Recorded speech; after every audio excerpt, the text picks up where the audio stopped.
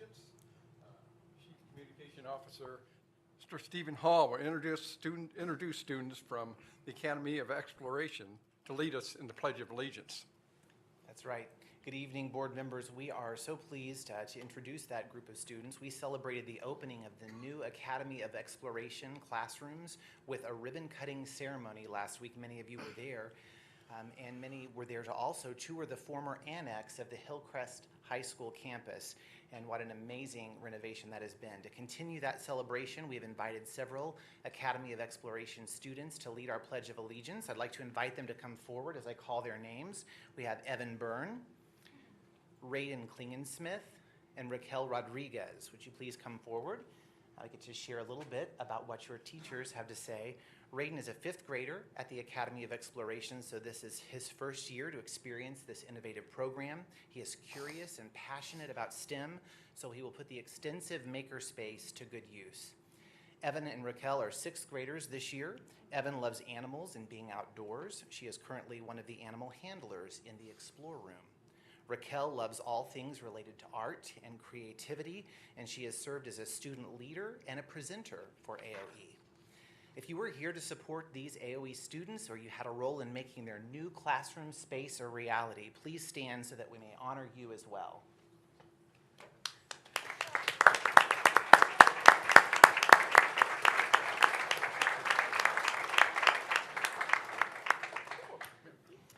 And now we ask those who are able to please stand, and we will join in as our students lead the Pledge of Allegiance. And students, whenever you're ready.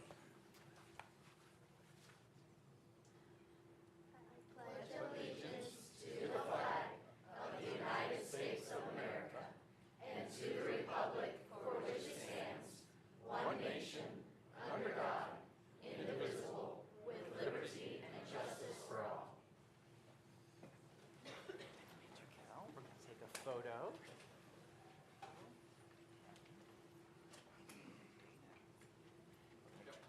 here.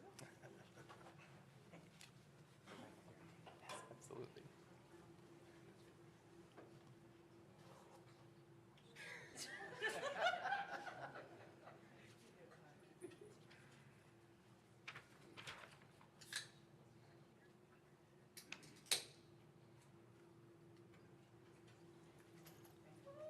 Well done. Oh, wow. Thank you.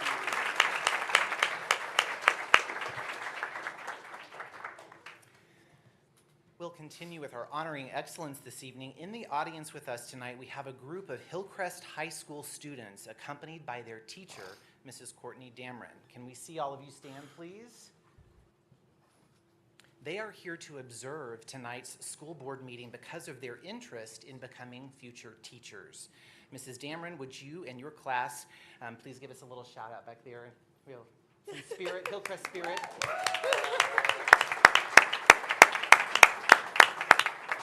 These students are Hillcrest seniors who are currently participating in the College and Career Academy teaching pathway.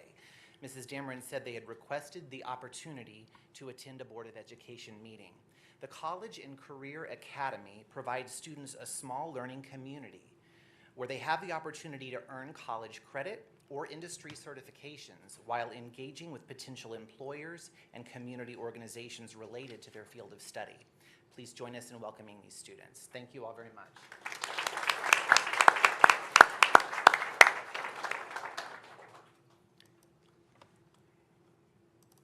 Next, we're going to preview our Hall of Fame induction, which will occur very soon. One moment. Next week, Springfield Public Schools will induct 5 alumni.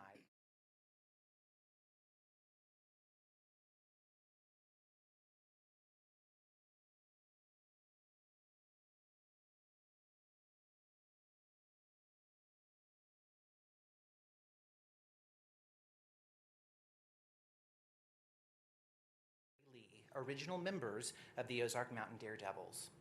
David Harrison is a 1955 graduate of Central High School. He published his first children's book in 1969, which has sold more than 2 million copies. Since then, he has authored and published more than 100 books. In July of 2023, Governor Mike Parson named him Missouri's Poet Laureate. David's support of literacy and public education in Springfield is extensive and includes serving 6 years on this very Board of Education. He is also the first Hall of Fame inductee who has an SPS elementary school named after him. Dan Arnall is a 1992 graduate of Hillcrest High School. As a student there, he was instrumental in starting the first HTV broadcast journalism class. During his professional career, he has won an Emmy Award and an Edward R. Murrow Award for breaking news coverage. He currently oversees all news programming for MSNBC Reports.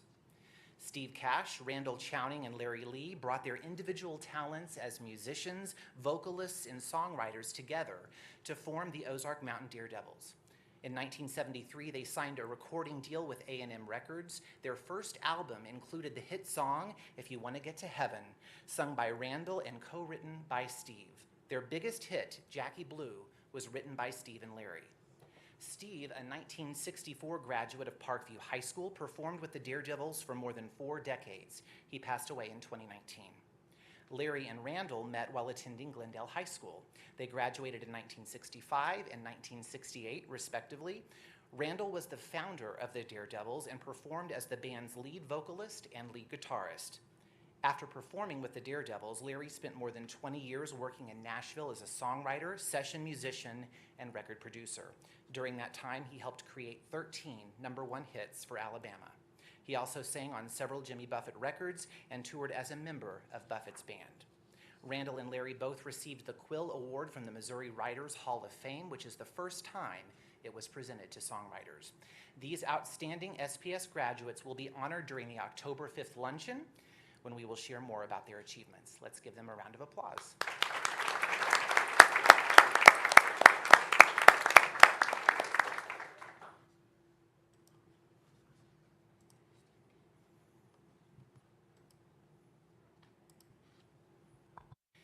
Tonight, we begin the special recognition for staff members who will celebrate their 25, 30, 35, and 40-year service anniversaries to SPS during this school year. This year, we have nearly 40 employees who will be achieving these significant milestones. Between now and November's meeting, we are inviting these special employees to join us so that we may recognize their dedication to our school district and our students. With us this evening are several of those employees. The first employee we are recognizing has served SPS for 40 years. Tim Mort, would you please come forward?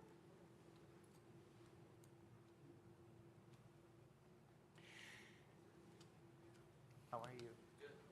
Congratulations. Thank you.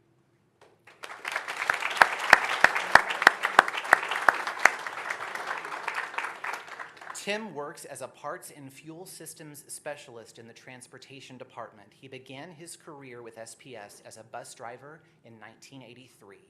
Please join us in thanking Tim Mort for his dedicated service to Springfield Public Schools. Dr. Latham, Mr. Kreis, if you would come forward, we would like to take a photo of this recognition. Congratulations. Thank you.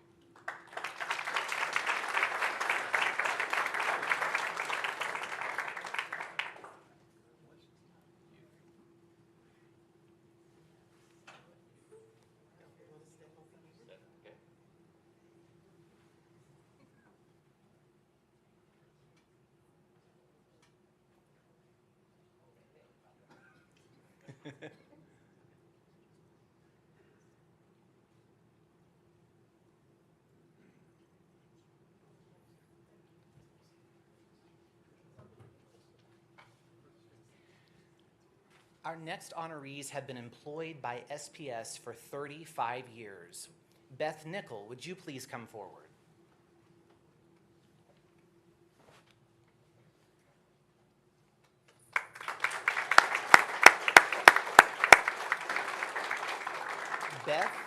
Beth is a teacher at Studi Alternative Center. She has spent her entire career at SPS working with our alternative programs. She initially worked as a substitute and teacher's aide at Bailey, which is now known as Studi. Beth, we thank you for your 35-year commitment to Springfield Public Schools and to Studi Alternative Center.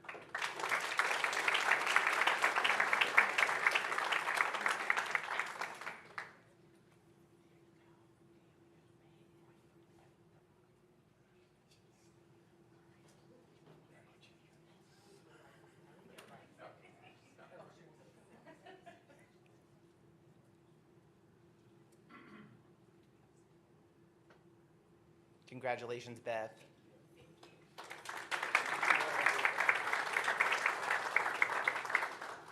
Next, also celebrating 35 years is Jeff Rogers, who currently serves as the district's wellness coordinator and coaches soccer for Glendale High School. Jeff, would you please come forward?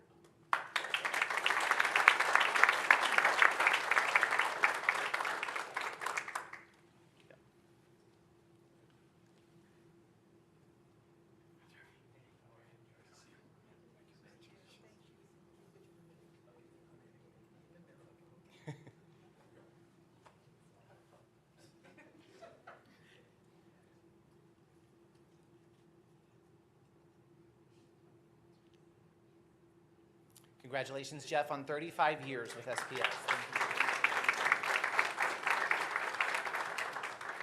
Our next honoree has not only served SPS for 30 years, she has worked at the same location for that entire time. Debbie Eliason, would you please come forward?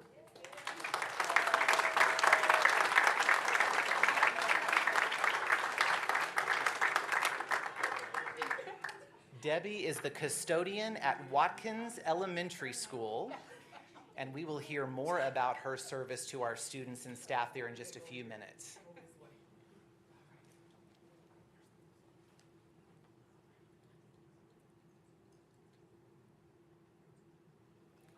Congratulations, Debbie. 30 years at Watkins Elementary. And don't get too comfortable, Debbie, because you're going to be right back up here in just a few minutes. So finally, please join us in welcoming Janine Forrester, who is a teacher at Hickory Hills K-8 school. Janine began her career at SPS 25 years ago as a Spanish teacher at Pleasant View and has served as an assistant principal and a principal in our district. Congratulations, Janine.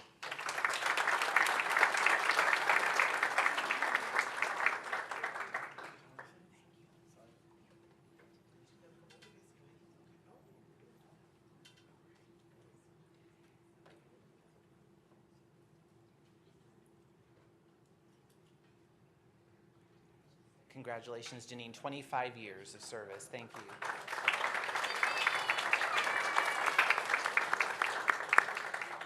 We look forward to continuing to honor SPS employees celebrating service milestones during our October and our November meetings. In keeping with our SPS United theme, we are recognizing a most valuable player at each of our school board meetings this year.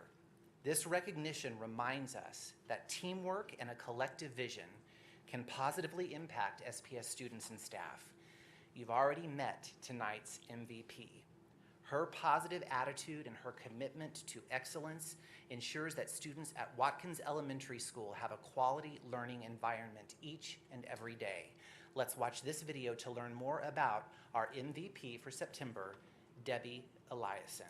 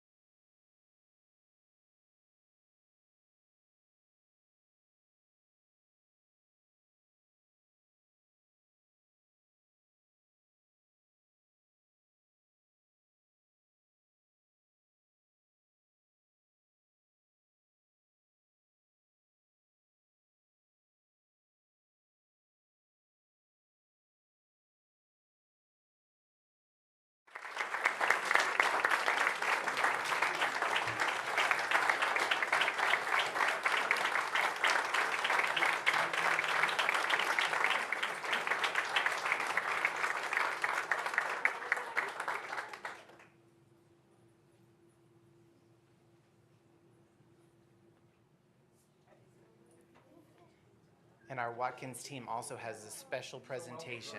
It's not a pen, Miss Debbie. 30 years. So much for all you.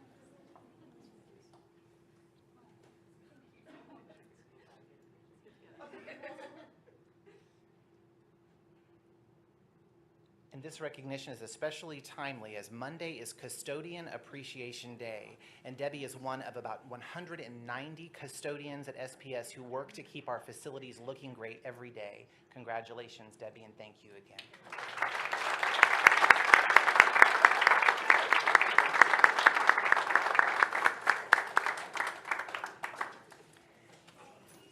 And that concludes Honoring Excellence for this evening's meeting. Thank you very much.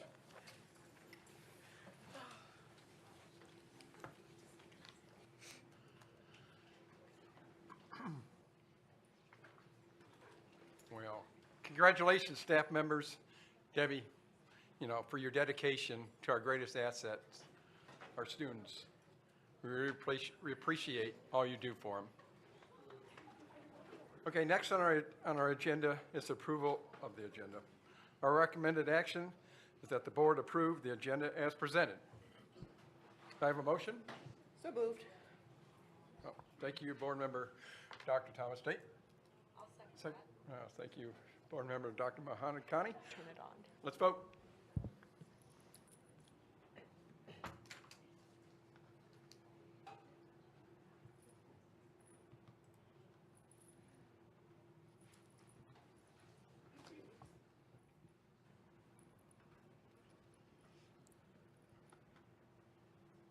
And the motion passes. Next, we'll go on to public comments. We now come to the portion of the meeting where we hear from our speakers. The Board of Education welcomes comments about the issues being discussed. The board uses this time in our meeting to listen to the public, but will not comment or engage with the public during this meeting. The board allows up to 10 speakers per public comment period. The board chair will call on individuals in the order in which they signed up. Substitutions are not permitted. Each speaker will be limited to 3 minutes and will be timed by the board secretary. Comments must be acceptable for a business and family-friendly environment. Inappropriate language, gestures, or personal attacks will not be tolerated at all. It is inappropriate to address the board about individual students or individual staff members by name in this open meeting.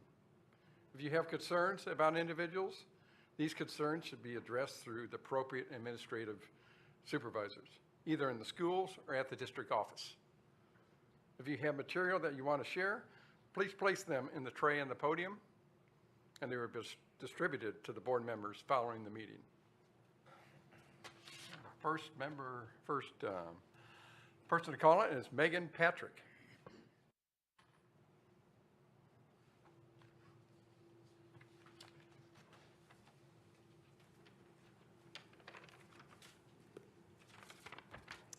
Is this microphone? Hello, good evening. My name is Megan Patrick. I am the local chapter chair of Moms for Liberty Greene County. Our organization has been discussed a couple times at previous board meetings, and I would like to it's been discussed in a negative light. I would like to be clear, Moms for Liberty is not a hate group.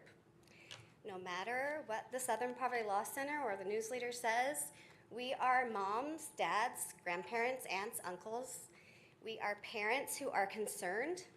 We are parents who are standing up for some of the nonsense happening in our public schools. We are parents who want our children to be educated and not indoctrinated. The reason I'm here to speak today is recently our organization offered pocket constitutions to every 8th grader in Greene County. I believe all of you received a PDF of that. I have them here that I will give, you guys can have your own. You would have seen, if you looked at it, that it is strictly just the Constitution and nothing else. We were told by SPS that these constitutions cannot be given out to students. They could be placed on a community table with flyers only if we added the disclaimer that they were not supported by SPS. While we respect the need for transparency and accuracy, we believe that requiring disclaimers on a pocket constitution send a message that undermines the importance of teaching the Constitution.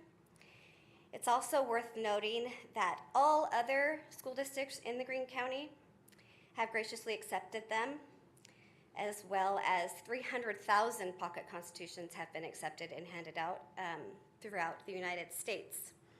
There is only a handful of school districts in the United States that have not accepted them. The Constitution is not a partisan document, and it should not be treated as such. It belongs to all Americans regardless of political affiliation or endorsement, and should be embraced as an educational resource that fosters critical thinking and civic engagement.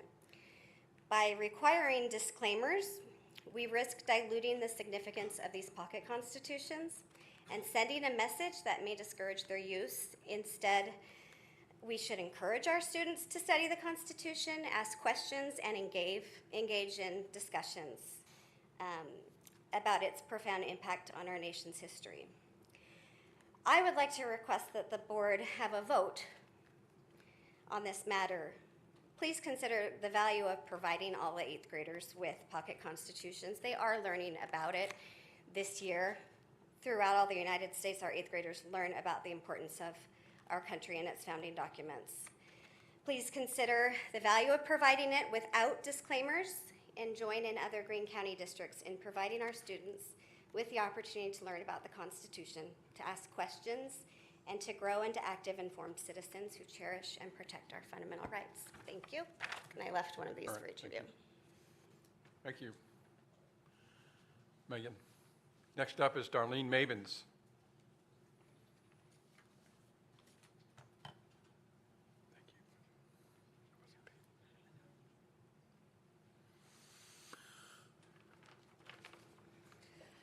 Good evening, and thank you for allowing me to speak to the board today. I'm here in response to a statement that was issued by the board and the year review of Policy AC. It's the court opinion the public has a greater interest in preventing schools, school districts, and school officials in whom the public places its trust to educate children and serve as role models from retaliating against students who complain about alleged bias, discrimination, and harassment in our schools. The public has an interest in preventing schools, school districts, and school officials from intentionally misleading investigative bodies. The public has an interest in preventing schools, school districts, and school officials from allowing past and petty grievances between schools and athletic coaches from influencing decision-making that has a real impact on the life of a child. And the public has an interest in preventing schools, school districts, and school officials from using a child entrusted in their care as a pawn in a tug-of-war between adult coaching staffs and athletic directors. Those were the findings of the Honorable Judge Derek Akram. SPS board members, it is to you who have the ultimate responsibility to hold accountable those that were a part of this process in the compliance to the SPS board policies AC. I hope and urge you all to obtain the depositions and transcripts of the testimonies at the trial. You will find evidence of fraud, malice, and collusion on the parts of the SPS athletic directors, Kickapoo athletic director, and head coach.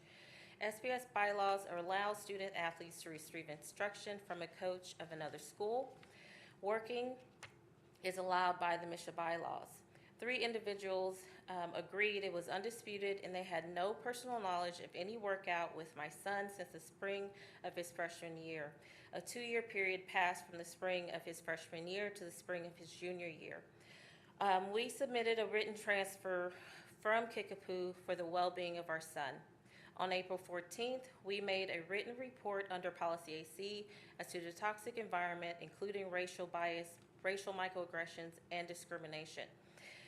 This was received, reviewed, and individuals had knowledge that they had to report under Policy AC. Policy AC required an immediate investigation and finding. Instead, they worked together to gather related information about workouts with my son and other individuals. There's nothing within MSHA bylaws which states or provides notice to myself, my husband, or my son or other athletes that if a student athlete receives instruction from a coach of another school as allowed by MSHA bylaws, that allowed instruction is considered or a factor of undue influence under MSHA bylaws. These individuals worked together on the Kickapoo response to the Glendale submission of a hardship that expressly spoke of a toxic environment due to race and violation of policy AC. There occurred no action in compliance with the policy AC prior to these individuals Ms. Mavens. submitting information to MSHA for the Thank express you. purpose of triggering the ineligibility Thank you, Ms. of my Mavens. son. Appreciate you. Yep, thank you. Okay. There are no more speakers. Next on our agenda, the consent agenda items, the minutes, the KCOB compliance plan, health insurance plan, and personnel.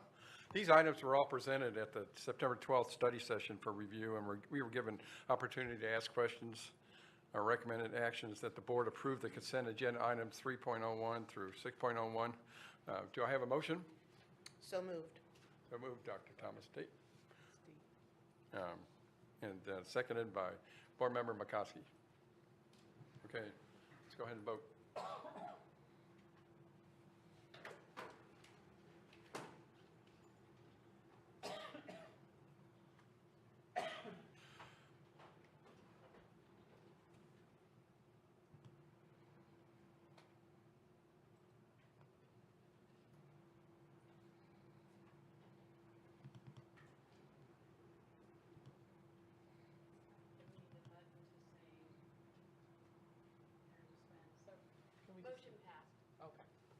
Motion passes.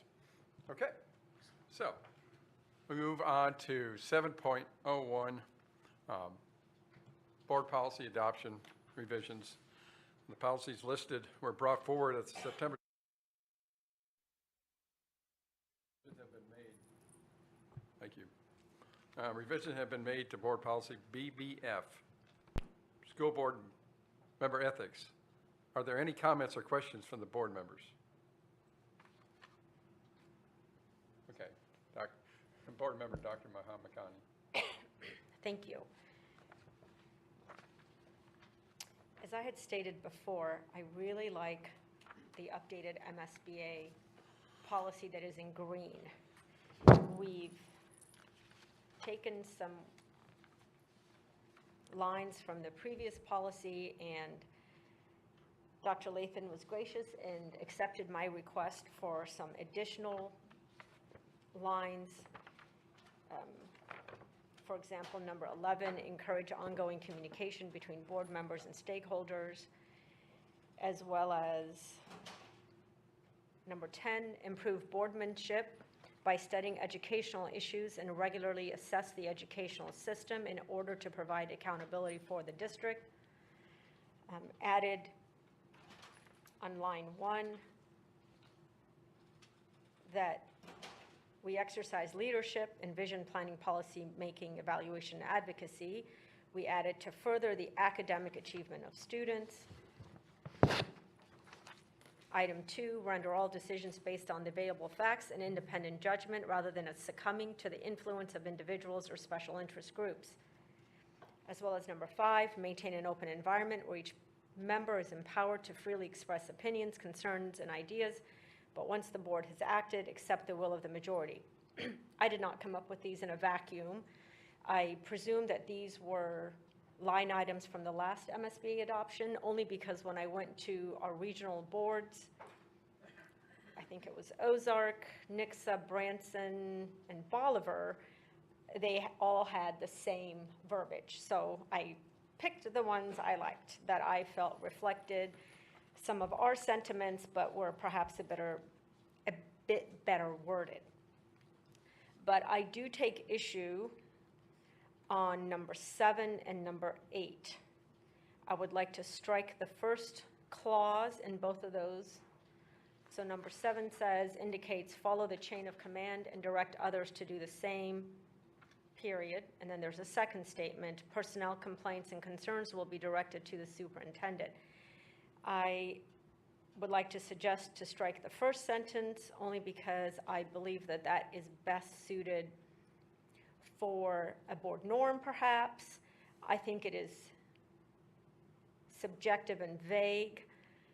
I always follow the chain of command, but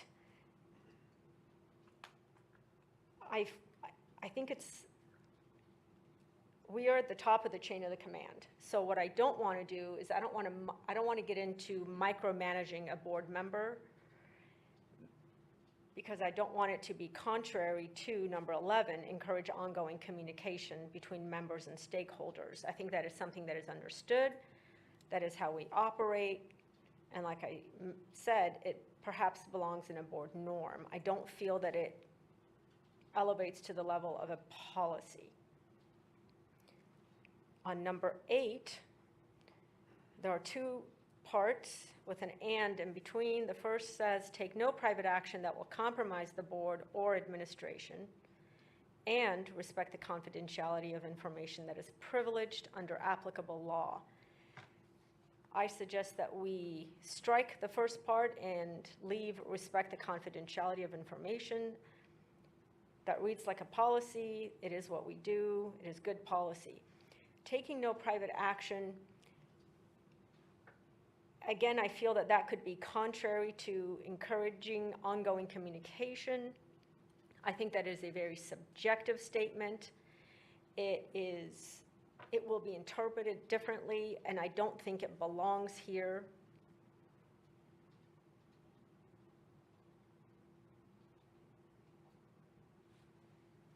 Are you finished? Well, I can go on, but I'll reserve my further comments for a second round. Are there any other comments? Well, I appreciate the changes that were made, and I like the language that is included because I do think there's a need for board members to be reminded of a chain of command. That chain of command does not mean that we're just at the top of the list and we don't get to have to work towards anybody. Part of what we learned in MSBA was that board members have to deal with the chain of command when we visit buildings. We deal with the chain of command when we interact with the staff here at Craft because they're not our staff members. And so I think it is something that needs to be a part of policy. And I think it's necessary because we have had some issues. And so same with taking no private action that will compromise the board or administration. While there may be some question about how to interpret that, I think this is another one that we have seen as somewhat problematic potentially, and that needs to stay in our policy as a reminder to board members of their roles and responsibilities. May I? Yes. Well, I want to give everybody an opportunity to speak, but I'd like to. maybe I can. Okay, go can ahead, I- board members, McCoskey. Well, Are you okay? can I just, Yes, go right ahead. 20 Board member, seconds? Dr. Mahanakani. I think if this was my first year in service, I would look at those and not think twice. But given the history of this board and how it has selectively censored the actions and speech of board members, I hesitate to leave this in our policy. Perhaps I can give you an example. Speaking with teachers, I've been told, would be taking private action that compromises the administration because it is not following the chain of command. I think that is contrary to encouraging ongoing communication between board members and staff and parents. I think we should make every effort to involve parents in the education of their children. And I hesitate to put any language, again, I note, in a policy, not necessarily norms that we already all follow.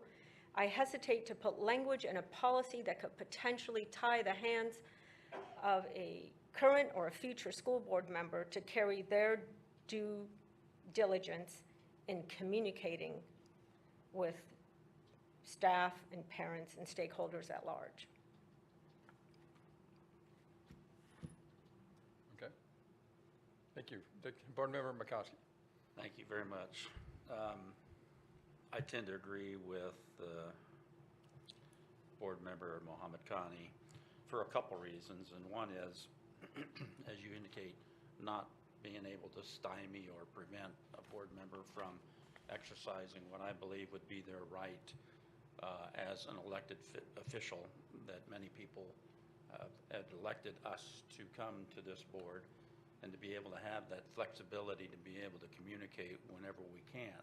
I do think that striking that really doesn't make too much of a difference, since we already have board norms. And I think that that would be acceptable to strike that first sentence out in number 7 and continue to stick to board norms. Taking private action, I might have an issue with that, because I'll just give you an example. This weekend I sat at the dining room table of some parents, and they had explained to me some discipline problems that Springfield Public Schools has, and especially with their student and their child. And so I would kind of put number 8, the first sentence, I would take that, it would prohibit me from taking that move and actually following through with what I was elected to do. I think it allows us to continue to communicate in those given situations. I'm sure that I'm not looking to compromise a board member or the administration, but I don't want to be restricted without having the opportunity to continue and talk to those people that may very well reach out. The benefit of that opportunity that was this Sunday, sitting at that kitchen table with them, was that we were able to pull out the student handbook and review the handbook so that we could communicate with the family and the student on what the proper procedure is in handling given situations. Another nice thing about that opportunity was we went on the laptop and went to sps.org and was able to communicate to them how it is that we have a method and a practice where if you have any questions or concerns, you can select the tab Let's Talk. And so I have this sense that number 8 would kind of help prohibit some of that. It wouldn't be, in my opinion, against the board or the administration. And if so, we certainly have norms that can help address that as well. And so I would be in favor in what you have presented on number 7 and number 8 by striking out the first part of each one of those.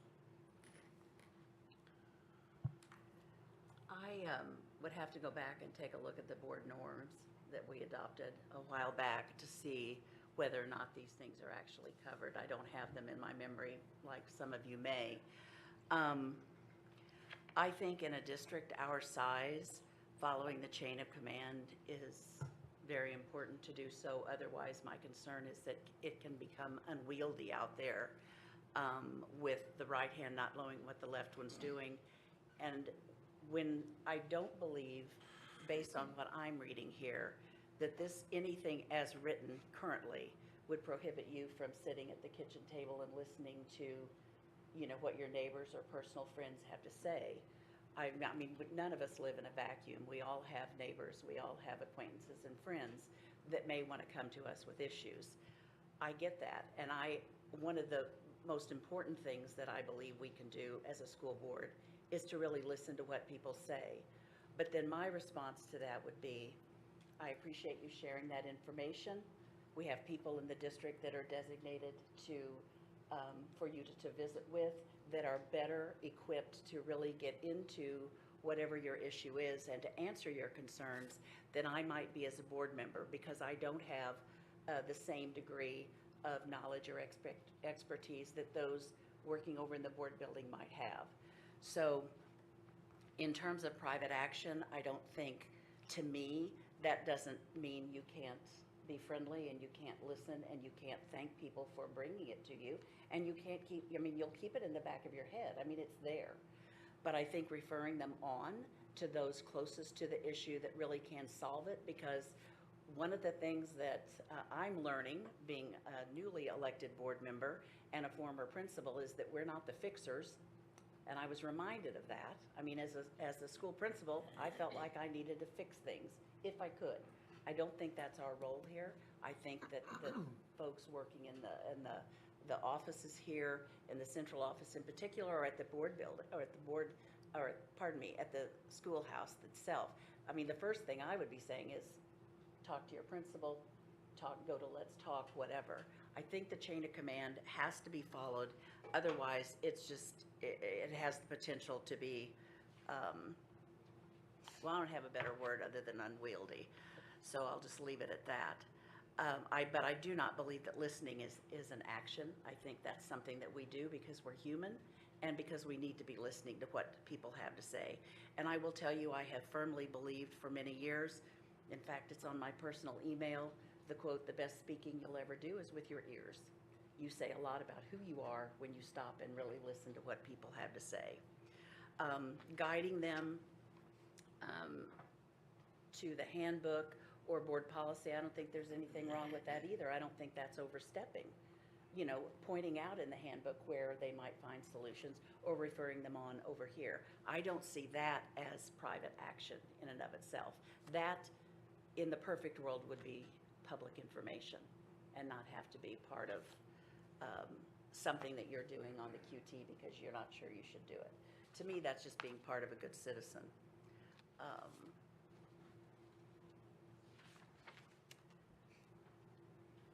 If we're truly saying, and again, I haven't looked at it, and Dr. Mahatmakani, you may have more recently than me, but if truly these things are covered with the norms, perhaps there's a statement that goes in here that says the board will follow the norms fastidiously and judiciously. Maybe that goes into the policy. I don't know. I mean, I had not anticipated the concerns being expressed, although I appreciate you expressing them and sharing them. So that's where I'll leave it. Board Member Byrne. Thank you. A few of my thoughts on these two items. Number 7, I'll say I agree with the point that Dr. Mahatmakani is making. I didn't see these things at first when I read through it, didn't think much of it, but now that I'm looking at them,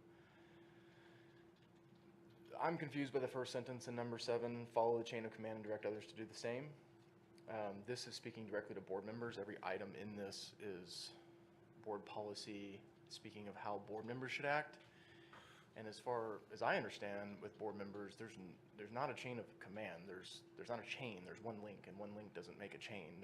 The one link is we have one employee. It's Dr. Lathan. There's no chain of command. We don't go to a principal and then start working up to, you know, whoever their director is. That doesn't exist for us. We're talking about board members here. Like it's one relationship. That is a relationship of 7 of us collectively having one employee, which is Dr. Lathan. So the point on the second part of that, of number 7, makes perfect sense. Personnel complaints and concerns will be directed to the superintendent. I have no issue with that, but I do find follow the chain of command to be confusing in this context. So I don't see it making good policy if it's confusing. Number 8, take no private action that will compromise the board or administration. That's very subjective. I also don't really care to have board policy that speaks to a private action. I don't think board policy can govern what we do privately. And I don't think it's my job to be responsible for what people's perceptions may be. For example, there may be people that think that if I go to church on Sunday or a specific church that may compromise the board. It's not my job to decide if other people are going to determine if that's compromising the board or not because they disagree with something I do in my private life. I don't think it's board policy's responsibility to say what we can and can't do in our private life. So I would agree, strike the first sentence of 7, strike the first statement of 8. How we want to move forward with that, I'm happy to make a motion. If we don't want to do that, if we want to kick it until Ms. Kincaid can come back and Mrs. Bruner can review it, I don't really care, but I'm prepared to vote no if this thing goes in front of us tonight as written. I'm not in favor of putting in the norm and then saying that we're going to judiciously follow the norm, because then it's a policy. So the way the chain of command works, and I think what the spirit of this is intended, is that we tell, let's say, person X comes and makes a complaint about something that's happening in the classroom. We say, well, have you talked to the teacher? Oh, if so, well then talk to the principal or the counselor, or whichever person, or the assistant principal that you have a relationship with, and just move it up that way. Because I agree with you, based on the urgency or the nature of the issue, if I'm going to talk to somebody, it's always been Dr. Lathan, right? That's the person that we always go to. Again, why I find that statement confusing, I get the direct others. Again, these are just, I don't like these as policies, Mrs. Bruner. These are good ideas. And that's what I mean by board norms. This is typically what we do. And there's a big difference between typically and always. And I think that we are adults here, and that this isn't a classroom where we're always going to do this. There's going to be an exception. I don't know what that exception is, but it's out there. And for that reason, putting it under board norm, which is, this is what we typically do, these are our typical procedures, is very different than making it a policy. Does that make sense? So like, for example, respecting the confidentiality of information that is privileged, that is a policy. We don't talk about private information that is protected under the law. So for me, this nuance, while last year or the year before didn't make much of a difference, but in my tenure, I've come to appreciate that there is a difference, and it is important to make that distinction. It matters to me. Mr. Kreis, are we voting on these board policies separately, or is it supposed to be voted all at once? Oh, we're going to vote for them separately.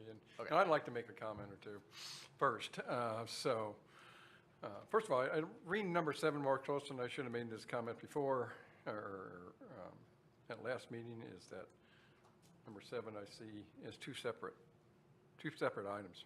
Follow the chain of command and direct others to do the same. Number 7. Number 8 should be personnel complaints and concerns will be directed to the superintendent. Wait, say that again? Make them two separate. Oh. Separate them, because I don't think they're really related to one another. And then, if it's already in the norms to follow the chain of command, and we know, and you stated it, Kelly, there's chain of command, we have one person that we're responsible for, and that's the superintendent. And I think it would make more sense if we were just more clear with that statement then. If the intent is to say that we should follow the chain of command, then we should just be clear about what the chain of command is in Right. terms of a board member, because I'm just unclear on if this is, because of the second part of this statement, it leads me to believe that they're saying we should direct others to do the same, I guess as it says there, but it's telling us that we should follow the chain of command. So I guess it's kind of merging two things together that makes it a little bit confusing. Right. And then number 8, I agree with the first sentence that you'd have to define no private action. It is, as Dr. Mahan Makani pointed out, is too subjective, open to interpretation. And I don't have any issue striking that. And it is, in contradiction to number 11, as you point out. But I think we do need to keep the respect, the confidentiality of information that is privileged under the applicable law in there. So, with that being said, I think we'd have to make a motion Would there be to any, amend this. excuse me, would there be any further comments? I'm sorry? Would there be any further comments with relation to BBF? I have something else. It's interesting to me that I think it was Board Member Byrne to separate the chain of command sentence from the other one. With personnel complaints, I can see that's two separate thoughts and important thoughts at that. And I would be very comfortable leaving it with two sentences there, 7 and 8, rather than just 7. The intent of the no private action, I'd like to direct that to Dr. Lathan. First of all, where did we get the wording for these additions? Where did we get that?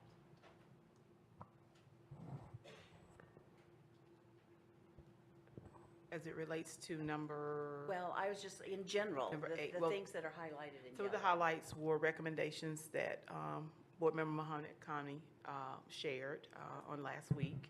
And then it was a combination of a couple of other. Some of the ones that I right. mentioned were the ones that I had suggested, and those I got from the previous MSBA rendition. These ones are all what we had before. Right. They were from the previous board voted on them before. Are you asking about 7 and 8, Ms. Bruner?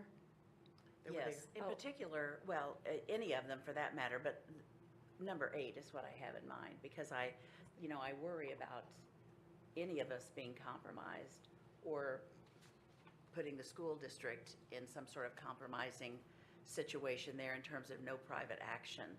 I guess maybe I'd like an example of what that might be if it was broken, May I? as far as I'm concerned. So, perhaps, I don't know if the word private is what's bothering board members, but I'd like to remind board members that we act as a board and not as individuals. So if we take no action, period, that will compromise the board or administration, I think that it includes any behaviors that we do that are contradictory to what the board is charged with and or what the administration is trying to accomplish. But that's already there in green under number 5. Recognize that the board acts only as a formally convened body, that individual board members have no independent authority to speak or act on the board's behalf. And then, I agree, but the number 8 is about those members individually doing something compromising to the administration or board. well, what's that something? And what's Uh, compromising? Who makes that determination? There are anything that is going to be contrary or contradictory to what the collective board has put forth.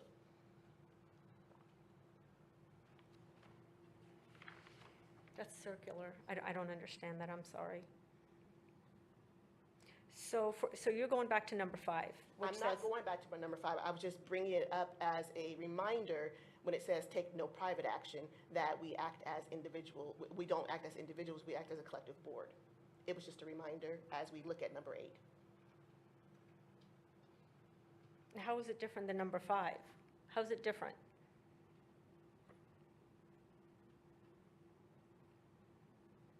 One is a policy against doing things that will compromise. One is just saying that we maintain the freedom to speak freely to one another. Oh, I meant number 5 in the green. I apologize. In the MSBA rendition. The 7 that the MSBA puts forth really sort of encompasses most of what we've tried to add in and piecemeal. I'd previously mentioned, I think they do a really good job. I'll add in that 5 in green makes a lot more sense as policy. Sorry, Then- yes, I meant 5 in green. 5 in green makes a lot more sense as policy than the language in number 8. It's just, it's more clear.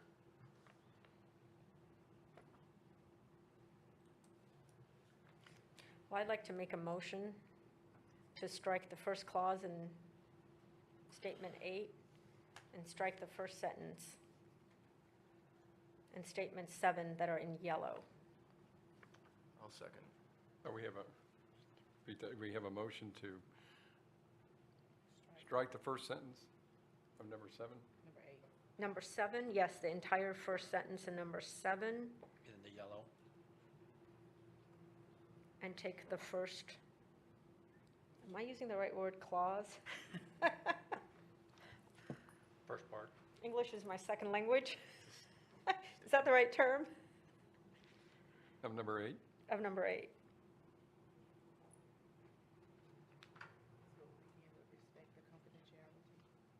So number 7 would read that it would start with personnel complaints and concerns would be directed to the superintendent. Number 8 would read, respect the confidentiality of information that is privileged under applicable law. That's the motion? I have,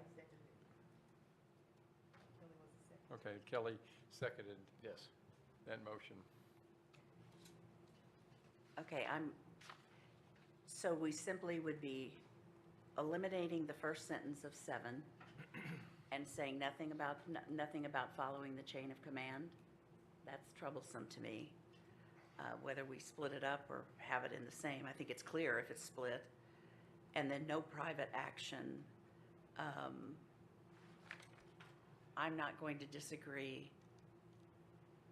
that it's very similar to number 5 in the green, but number 5 in green doesn't say anything about confidentiality or privilege under applicable law. We would keep that, right? So we would keep that part of it? Yes. It would start respect the confidentiality. That would be the beginning of number 8. Okay, we just eliminate the no private action? Yes, Correct. that's the recommendation. That's the motion, right? Do you want to make a motion on number 7? Stack the motions? Well, I think you have to vote. Because she's. Right, she can stack it, and then we go backwards and vote, right? Let me get my cheat sheet out. Amend the motion. is what Amend you're the saying. motion, excuse me. Right. well, is it appropriate to amend it at this time? I'm asking, I don't know. You can, and then we Motion. vote backwards. I mean, Okay, I would amend the motion to separate the two sentences in number 7 in yellow, but leave them intact, but make them 2 separate sentences, because that to me is more clearer. Second. 2 separated enumerated items. 7 and right? 8, they become 7 and 8. Uh-huh. And then 9 would be respect the confidentiality of information that is privileged under applicable law. Yes.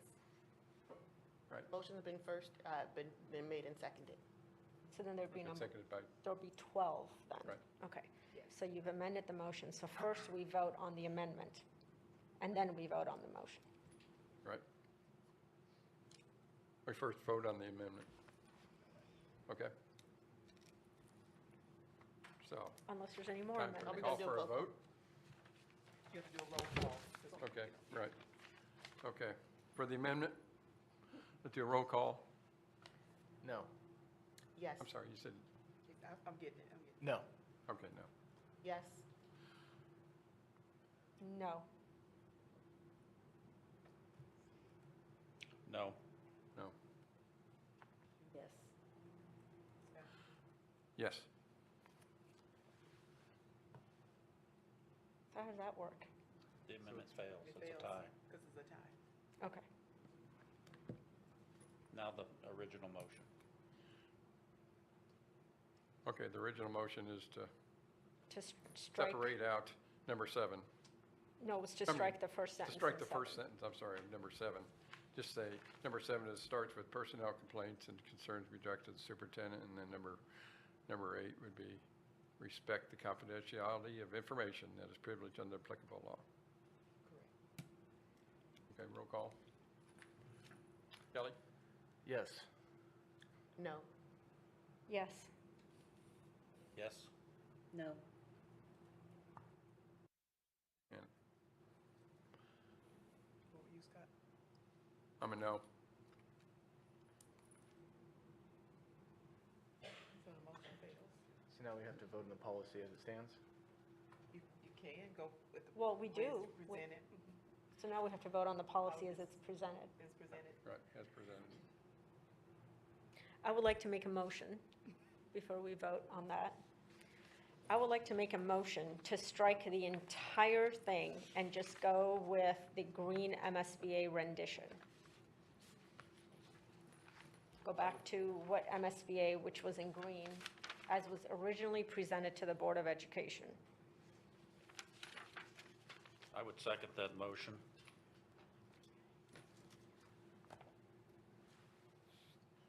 Discussion? Okay, seconded by Board Member McCoskey. Discussion. What do you think? While the MSBA recommendations are very nicely written, I do think a certain amount of redundancy with regards to this policy is important and necessary as it comes to ethics. I don't think it's a problem to have a little bit of redundancy because it is such importance to this board and to the function of this board.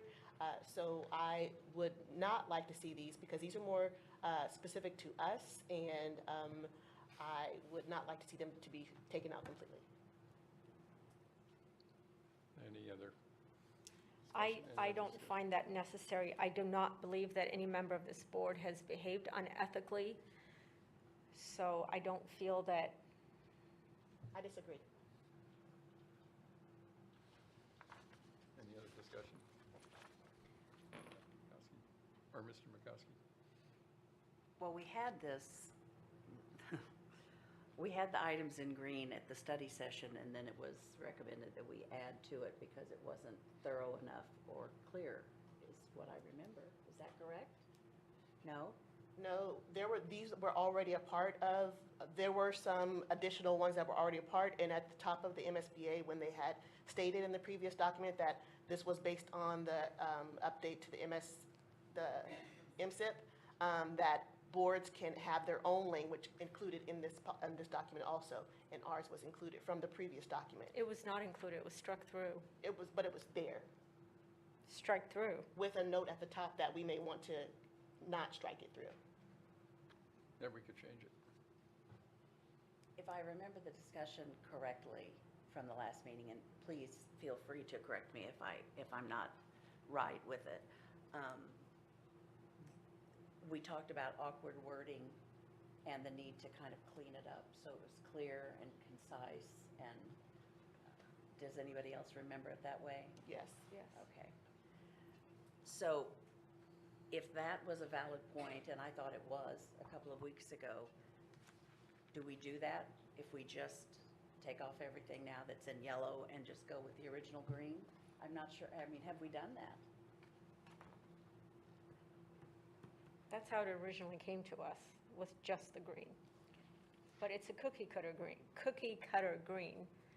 And as I said, I went and looked at the board ethics policies of all our surrounding districts, and I was surprised to find that everybody's was the same except for ours. So there is some wisdom to that, I suppose. I just think we have to hopefully get somewhere where we can all agree. Yeah, I think the concern is that the board does not seem to agree on whether or not this particular board or other boards have had actions that are ethically questionable. And because of that, I think that more language is probably better than less language, or some clarity, rather than just striking out information, because I do believe that this board has had actions that have been, if not unethical, on the borderline of unethical. I would agree with Board Member Tate that there have been people that have been borderline unethical practices.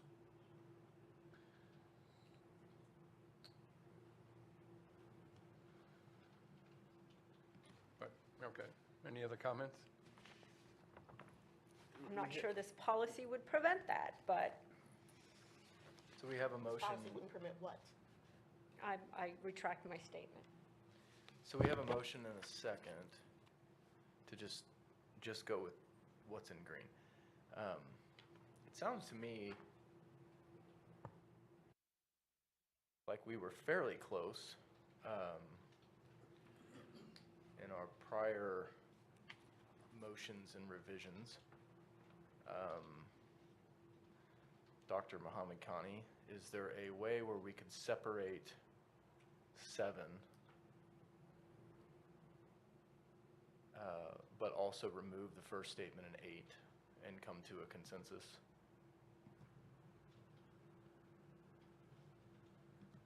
Could you spell it out, I'm saying please? if we, as suggested earlier, if we separate number 7 into 2 enumerated items separately, And then on 8, we struck out, take no private action that will compromise the board or administration. Could we motion for that version and take a vote that may pass? As I was listening to everyone, it sounds like that may be the case. That may be.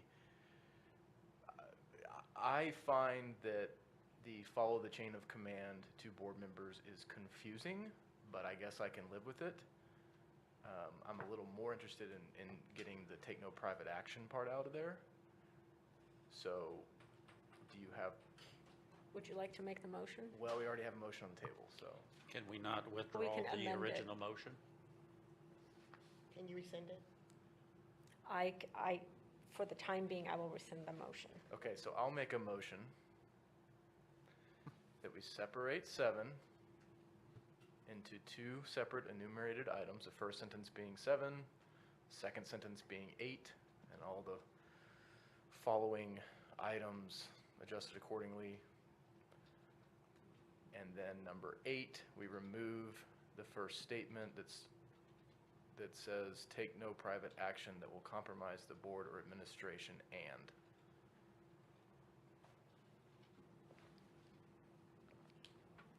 And then that would make that number 9, Then we get number 9 and then, and we'll follow suit. 10, 11, 12. So that's the motion. I'll second that. so we have a motion by Mr. Byrne, Board Member Byrne, and a second by Board Member Bruner. But we had to, that's the amendment, we had to vote on the amendment first, on that. No, she was. Oh, you did, okay, you did, okay, I didn't know. I rescinded it, yeah. Okay, all right.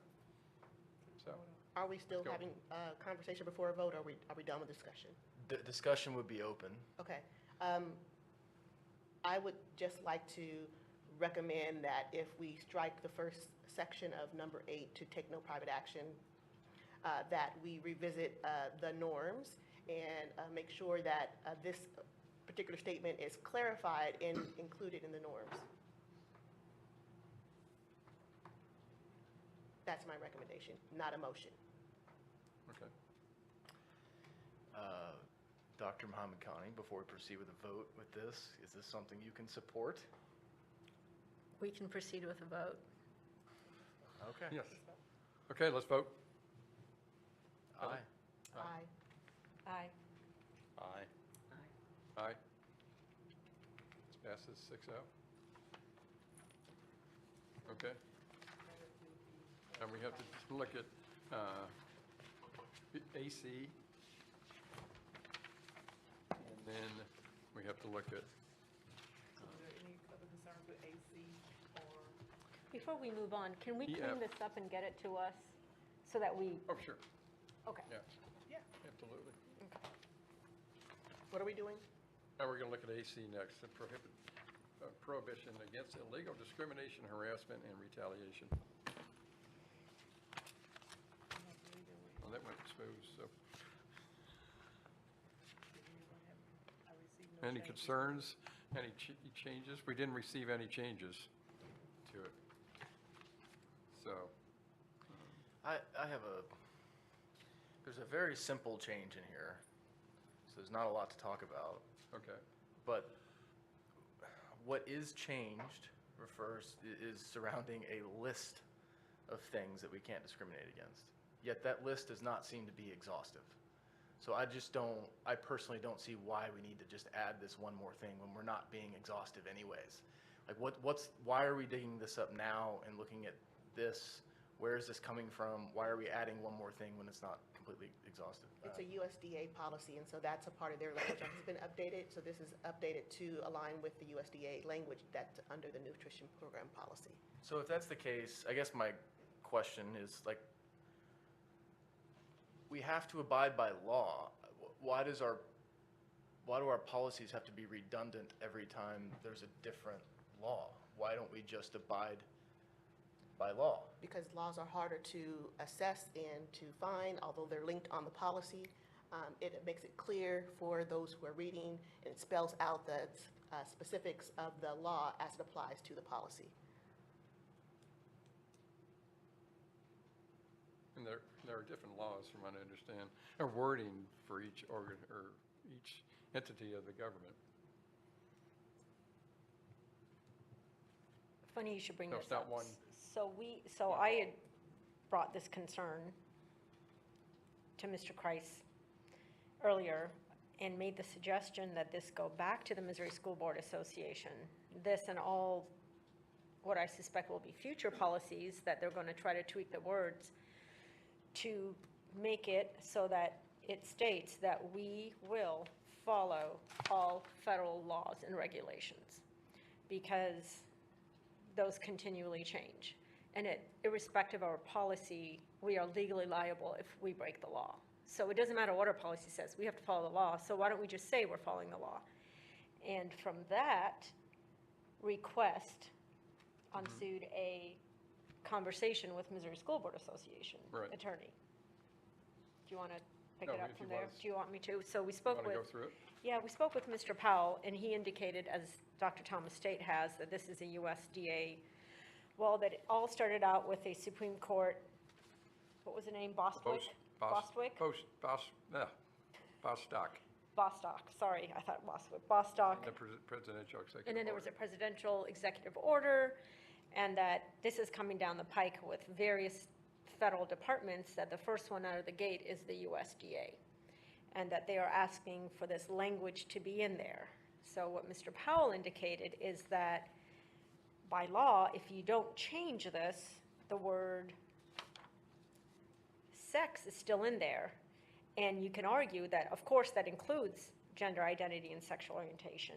However, since the wording is not in there, should you have a USDA inspection, they could find fault with that. And they could find fault through that through an audit. During an audit. Right.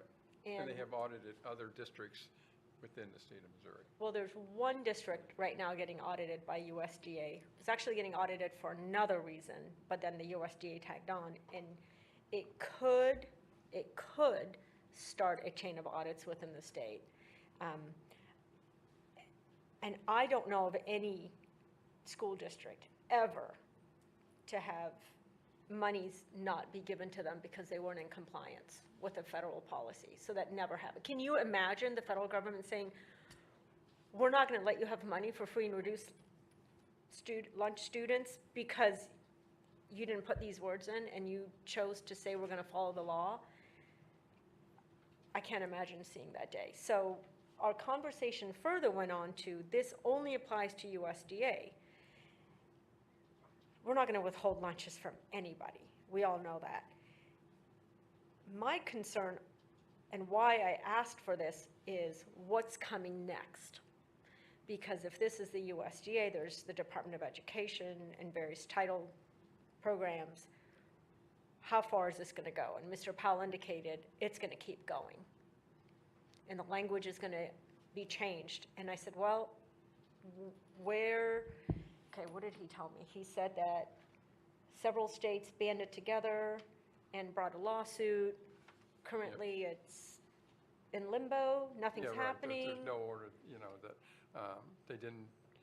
they filed, but no action been taken. No action's been taken specifically against this particular USDA one, which I was not aware of. That with every department that rolls out from the federal government, there probably will be more lawsuits, and it's just a mess. I don't think in this mess, we're going to find USDA coming and nitpicking our policies. I agree with you. I think that we're always going to follow the law, and it would be easier just to say in all our policies, we're going to be in compliance with the law, with all federal regulations. That way, every 2 years or 4 years or 6 years or 8 years, we're not going back, constantly changing things. I'd rather us spend our time at the board talking about. Right. Mr. McCoskey, talking about what's inside the four walls. So part of the responsibility of this board is to review and update policy on a regular basis. And part of the reason why we do this, because it does need to be spelled out in our policy, what the law says. Sometimes the law can be difficult to interpret, which is why MSBA provides us with the language in these updated policies. So I think it is necessary to have the language spelled out in our policy. If you were to click on some of those laws in the other lawsuits that these changes are based on, they're quite dense. And so to say that we're going to follow the law means that we have to go back and read all of those legal documents. And instead, what we've done is we've put those requirements into our own policies so that it's easy to read and it is there spelled out so it's clear to all who follow the policy. It's harder to follow that law than it is to follow the policy because the policy has spelled it out. Can we say this, the USDA is very strict. And he mentioned that. They're very strict and we risk being audited. They go through their audit checklist and they're very strict with it. And what'll happen then is we'll end up spending taxpayer dollars, because we have limited money and resources, and we'll be spending our taxpayer dollars for something we can't win. And the policies aren't just for the board, the policies are also for our constituents. And so it provides an easy access way for them to understand what the legal ramifications are in our policy. Just like we have talked about this particular policy was referred to today in public comments. And so it's important that not just the board follow the rules or the law, but that our constituents also have access to these policies so that they know what we're following. But it's not an exhaustive list. In that case, maybe we should go back to legal and make it exhaustive. We don't have religion in there, and we know by law we can't discriminate against people based on their religion. But this is USDA wording. It may be USDA, but this is our policy. About following About the fine.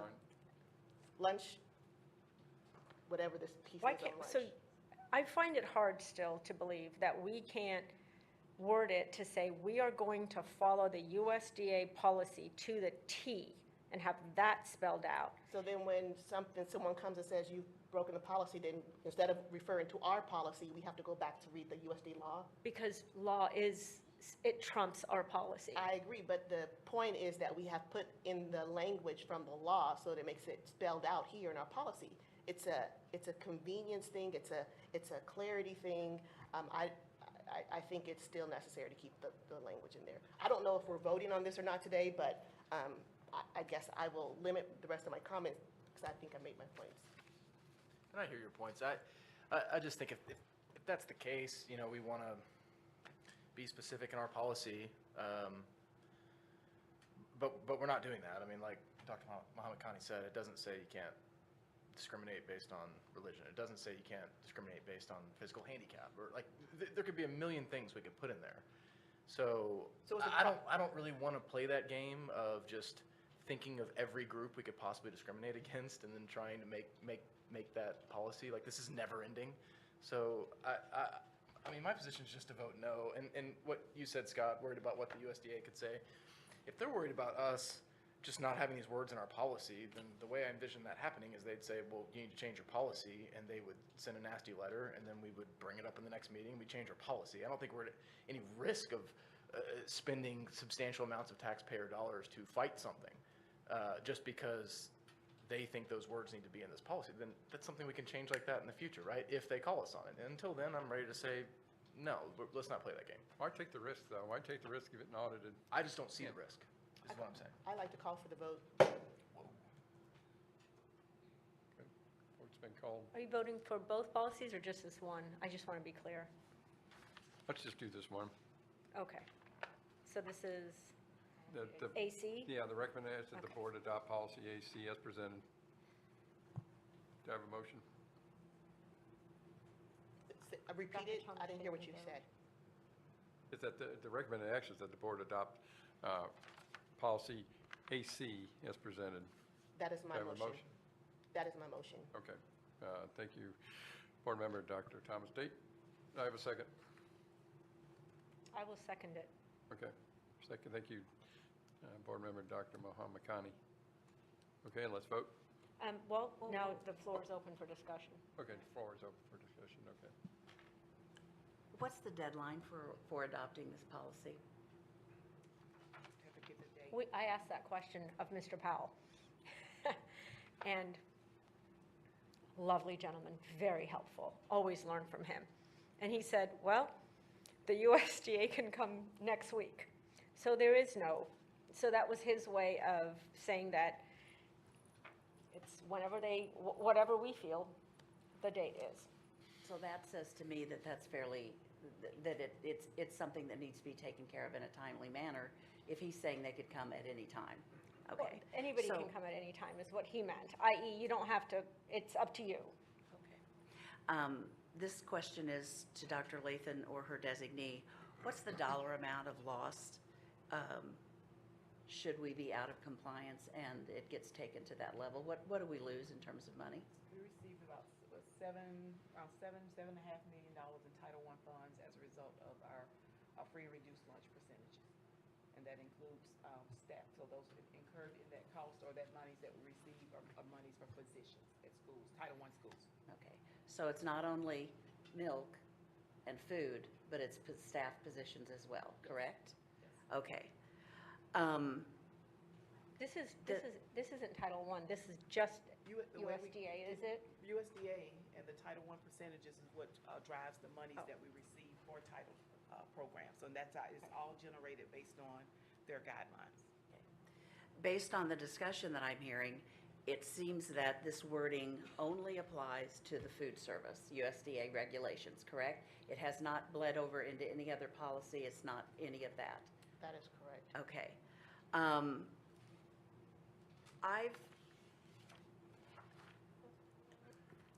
It's an emotionally charged topic. I mean, it is.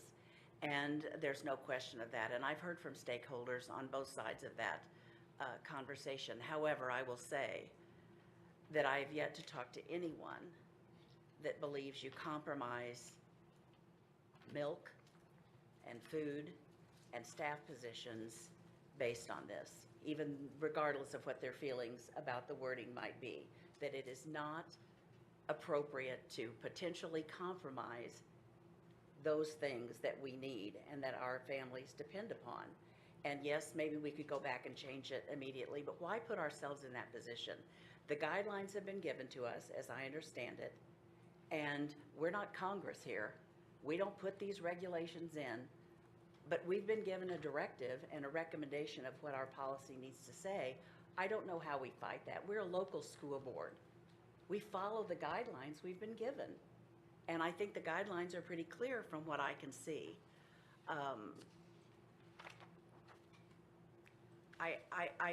I haven't talked to anybody, nor do I believe that it would be appropriate to put any of our Title I funding, whether it's for milk or food or position, at risk over this. It is not worth it to me. Additionally, at the bottom of this policy, there is a list of definitions, including the definition for discrimination, which does include religion. But the language that is above that is the language that is in question is just regarding the USDA piece under school nutrition programs. I don't believe that we are risking any money whether we adopt or don't adopt this revised policy. I don't think, as I said before, that the federal government is going to cut our money off for a free and reduced lunch. Because I feel that that is a coercion. It's a way to manipulate us. I don't think they would do it. And so when I move forward, I'm putting that to the side. So as I move forward, we are a local school board. And I think that that is where our strength is. And Missouri is a local school board state. That is how we are set up, and that is how we function. And I push back against this idea that our policies have to reflect every little thing as we are told. I mean, I resent that we have to let other people make the decisions for the 7 of us. I think we should be in charge of that. We're not letting others make the Hold on, I'm not done speaking. So I don't think that we are risking the money. And I don't think that by stating that we will follow the law. And you are correct, this isn't emotionally charged now because we're dealing with the school nutrition program, right? This is putting a poster up saying everybody can eat here. But at some point, it could be. And then we have the state law. We could potentially have a federal law and a state law, and all these things can get all confusing. At the end of the day, it boils down to, we were elected to be in these seats to make the decision for our little school board. I say little in the big scheme of the country. We're not little, I know that. I'm a huge advocate and proponent of our strength in public education in the state of Missouri comes from locally elected school boards having local control, doing what they deem is best. And so because I don't believe that the money is at risk, I won't support this minor revision as it sits, as it is presented to us. Sorry.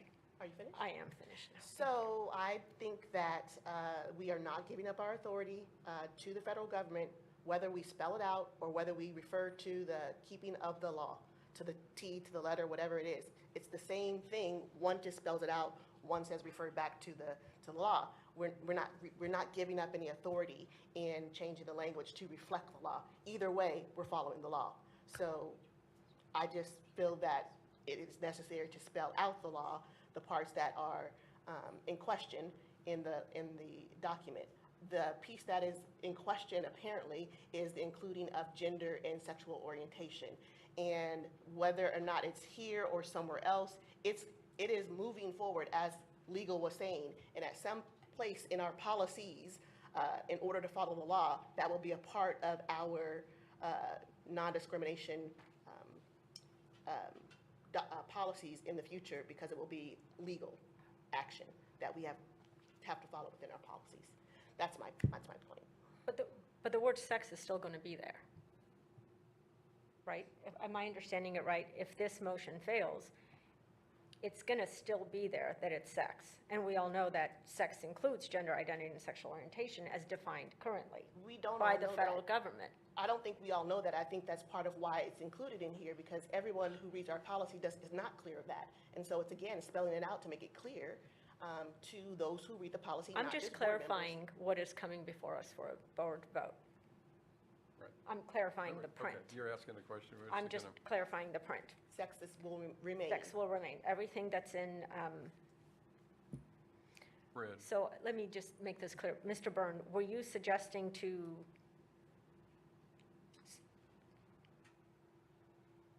were you making a motion? Did you?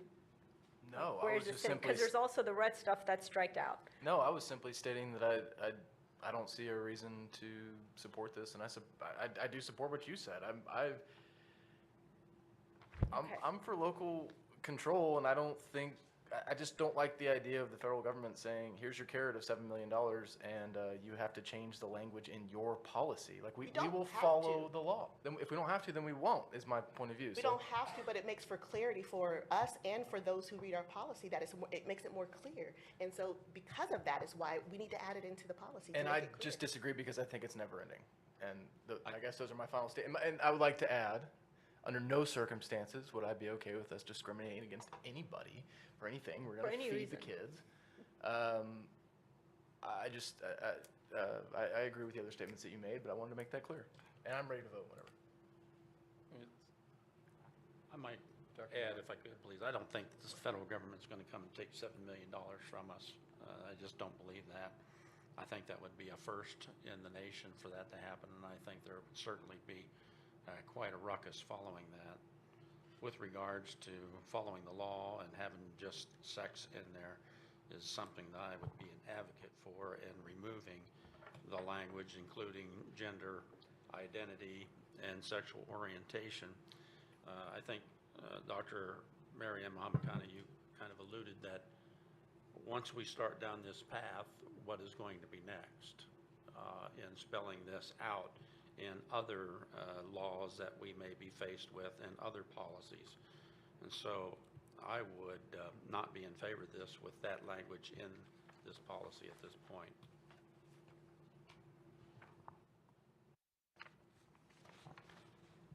May I add something? Yes. Okay. I think we all know that there are layers to government. And because a position might be that we follow the guidelines provided to us by attorneys, interpreting these guidelines and using this language, I think it would be,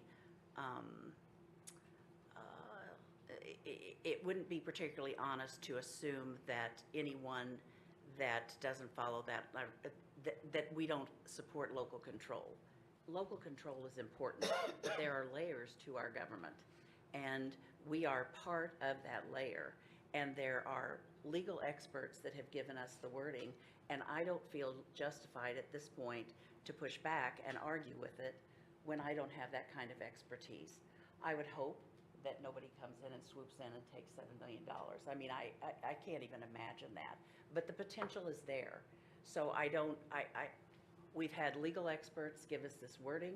It keeps us in compliance with what the USDA is asking. And I don't think that an acceptance of that or an agreement of that indicates that, at least in my case, I'm against local control. I think there are layers to what we do.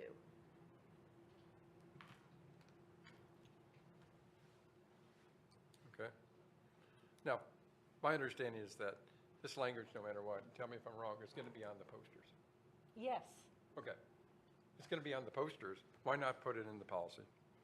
You know, otherwise, so I'm going to say it again, we run the risk of Well, wait a losing minute. funds. I don't know. Do we make the posters, Dr. Lathan, or do we receive the No, posters? no, we receive the posters. We receive the posters. Okay, that's what I thought. We don't Right. make the posters. Okay. Again, there is a slight risk that we would lose funds. We don't want to do that. We don't want to have to fight this and spend taxpayers' money for some wording that's on the posters. Are we losing some local control? I don't see how we're losing that much local control. And I think it's a no-win situation here. We just because of the risk there, and we're going to have to spend taxpayers' money to fight it. I can't do that. I call for a vote. Okay. What are we voting on? Policy voting on- AC. As stands, which is the motion Yeah, that I put right. forward. Right, exactly. Did we have a second? We did. Okay, Right. thank you. I seconded, I believe. Roll call then? Yes. No. No, Yes. Yes.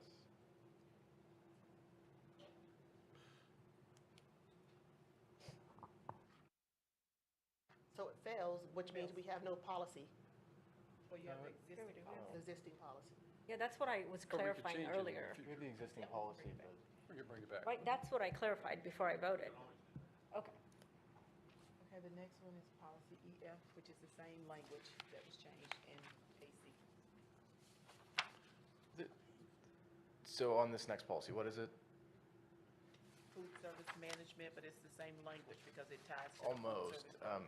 EF. There is one. We just had the whole discussion about that language, but this one does something else that I've pointed out in other board policies. As we get these revisions back from whomever the attorney is, changing the pronouns in this, where the former policy says his or her, and then we go out of our way to strike it and change it to their. I'm not going to play that game. I just really don't like the idea of some attorney somewhere, I assume in Jefferson City, who doesn't have kids in this district, doesn't pay taxes in this district, going through our policies with our taxpayer dollars that they're being paid to find pronouns and change them in language that does nothing to better the education in this district. So just for that matter, it makes me question everything else that they want to change in here. Like, what are we doing? So for that matter, I'll be a no on this.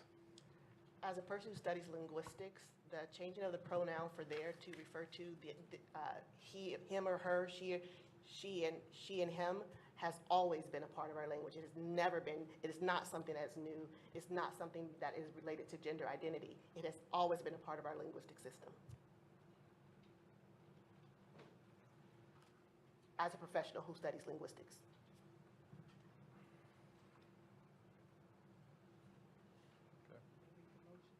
So, call for a vote? What are we voting I on? guess, yeah, do we have a Have a motion? motion? I guess. I make a motion to adopt policy EF as presented to the board. Second. Second? Second. Yeah, second by Board Member Byrne. So, any further discussion? Not hearing anything. Okay, let's take a vote. No. Yes? No. No. Yes. Yes. Okay, so motion fails.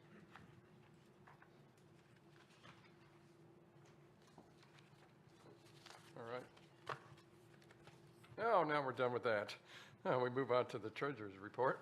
Okay, Dr. Shaw, come to the podium. Evening. Items for the treasurer report are attached to board docs as normal. A couple things to mention. The approval of the budget and transfer amounts will result in our fund balance as of the end of August being 25.83%. So we're maintaining that continuous fund balance around 26%. Business services staff is currently and will continue to prepare for the district audit that will begin next month. Westbrook and Company will be on site for their field work October 16th and 17th, as well as October 30th and November 1st for the 2022-23 annual financial audit. That will be presented to the board for final approval at the December 19th, 2023 meeting. So Treasury Report continues to maintain stability. Any questions you have at this time, I will do my best to answer.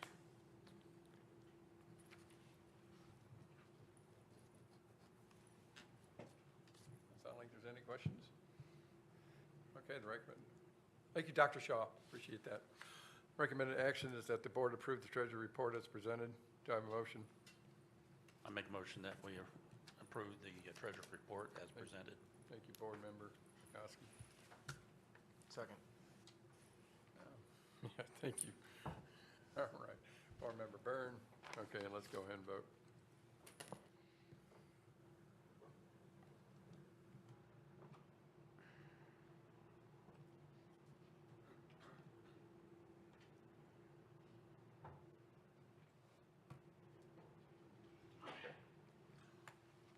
With that being said, there's been a request to take a bio break for 10 minutes, so we'll come back at 7:21 or earlier. All right.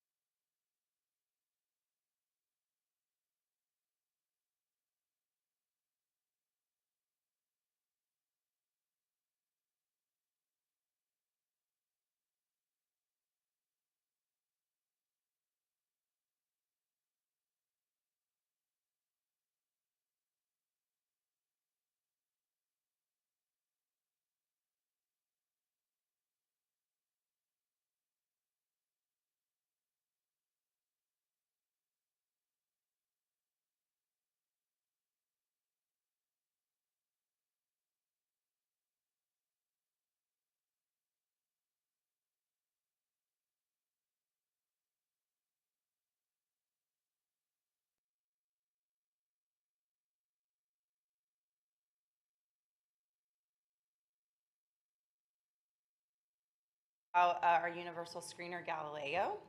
So we will dive right in. Reminder, not much different than our purposes typically. Tonight we're going to share an update on the universal screener and give you a glimpse into district level baseline data by grade and course. Again, no building level data or standard specific data out of this particular assessment. These are no stranger to you. Obviously, from the title of the presentation, we live in Success Ready students primarily.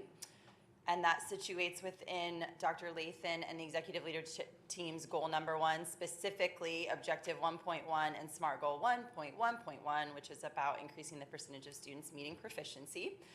So that situates the work. Here is the agenda or the roadmap for where we're headed today. We're obviously going to share some SPS numbers that you haven't seen in this venue yet. Reminder about our assessment windows, and then we'll talk a little bit about the predictability of the Galileo assessment. Then we'll move into the data piece, and finally we'll end with some things that are not new to you since we've been here with you in August for the academic update, but what's happening with action moving forward relative to this baseline data. So we'll dig right on in to the assessment tonight. A reminder, I'll give you a second to read the quote. So obviously this work lives in the vein of continuous improvement, and it's about us shifting our thinking from being reactive relative to the data to being proactive with outcome-driven processes, which is what you'll see tonight. So here is a recent update of SPS by the numbers, broken down by enrollment, demographic, and attendance. These are numbers as of posting this in board docs on Friday, so you can see the date there of September 22nd. So current enrollment across the district lives at the top with a residential enrollment count below that. Again, those are our students that live within the boundary of SPS, and then our pre-K enrollment.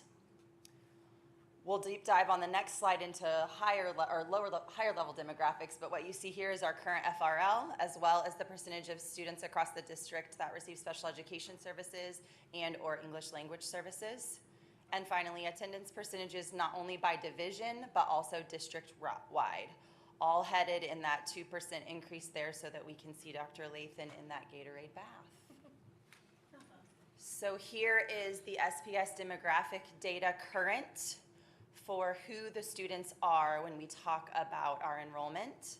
So again, trending much like we have in the past with almost 70% of our students being white.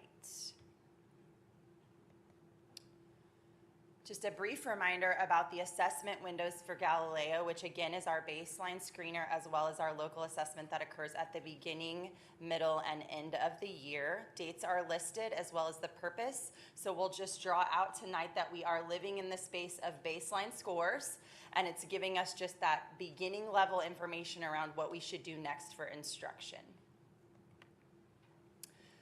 So before we dig into the next phase of data, we just wanted to talk for a second about who we assessed. So last year we came to you and you know that we were assessing all students in grades K-12. So as we came to the beginning of this year, 2 modifications to who we assess. Because DESE requires a kindergarten entry assessment that began last year that has to be completed by our kindergarten staff in the first 30 days. We did not ask our kindergarten students to take Galileo this year. They will still assess with us at the MOI and at the end of the year, but this screener that DESE asked us to upload and do provides us with enough beginning data there that we did not feel it was necessary. That was based on feedback as well as lots of conversations that we had with teachers, leaders, and departments within the district. And then 12th grade students. So we alluded to this a little bit at the conclusion of the year.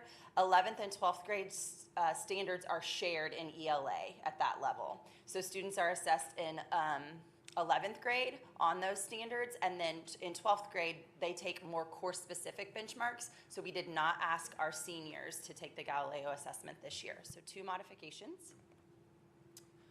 So let's take a minute and pause and just share with you, I know you've been wondering about the predictability of Galileo. So Galileo is a platform that does allow us to make predictions around how our students will perform. So we can upload state data into the system. It will run in correlation with Galileo assessment, and it will give us an R value to tell us how closely those assessments are correlated. So you can, without giving you all the data-driven dialogue here, I'm going to keep it pretty high level. But when we ran that analysis with Galileo, what we found was that for students in grades 3 through 8, there was an extremely strong correlation between their performance in Galileo and their performance on the state assessment. So similar was true for the areas listed in ELA as well as some areas listed in math as we think about EOC. Moderate correlations in a couple areas in math, and then moderate to strong, and then moderate in a couple other areas. So what we see here is correlations moderate to strong across all grade levels, whether they were being assessed on the MAP or EOC.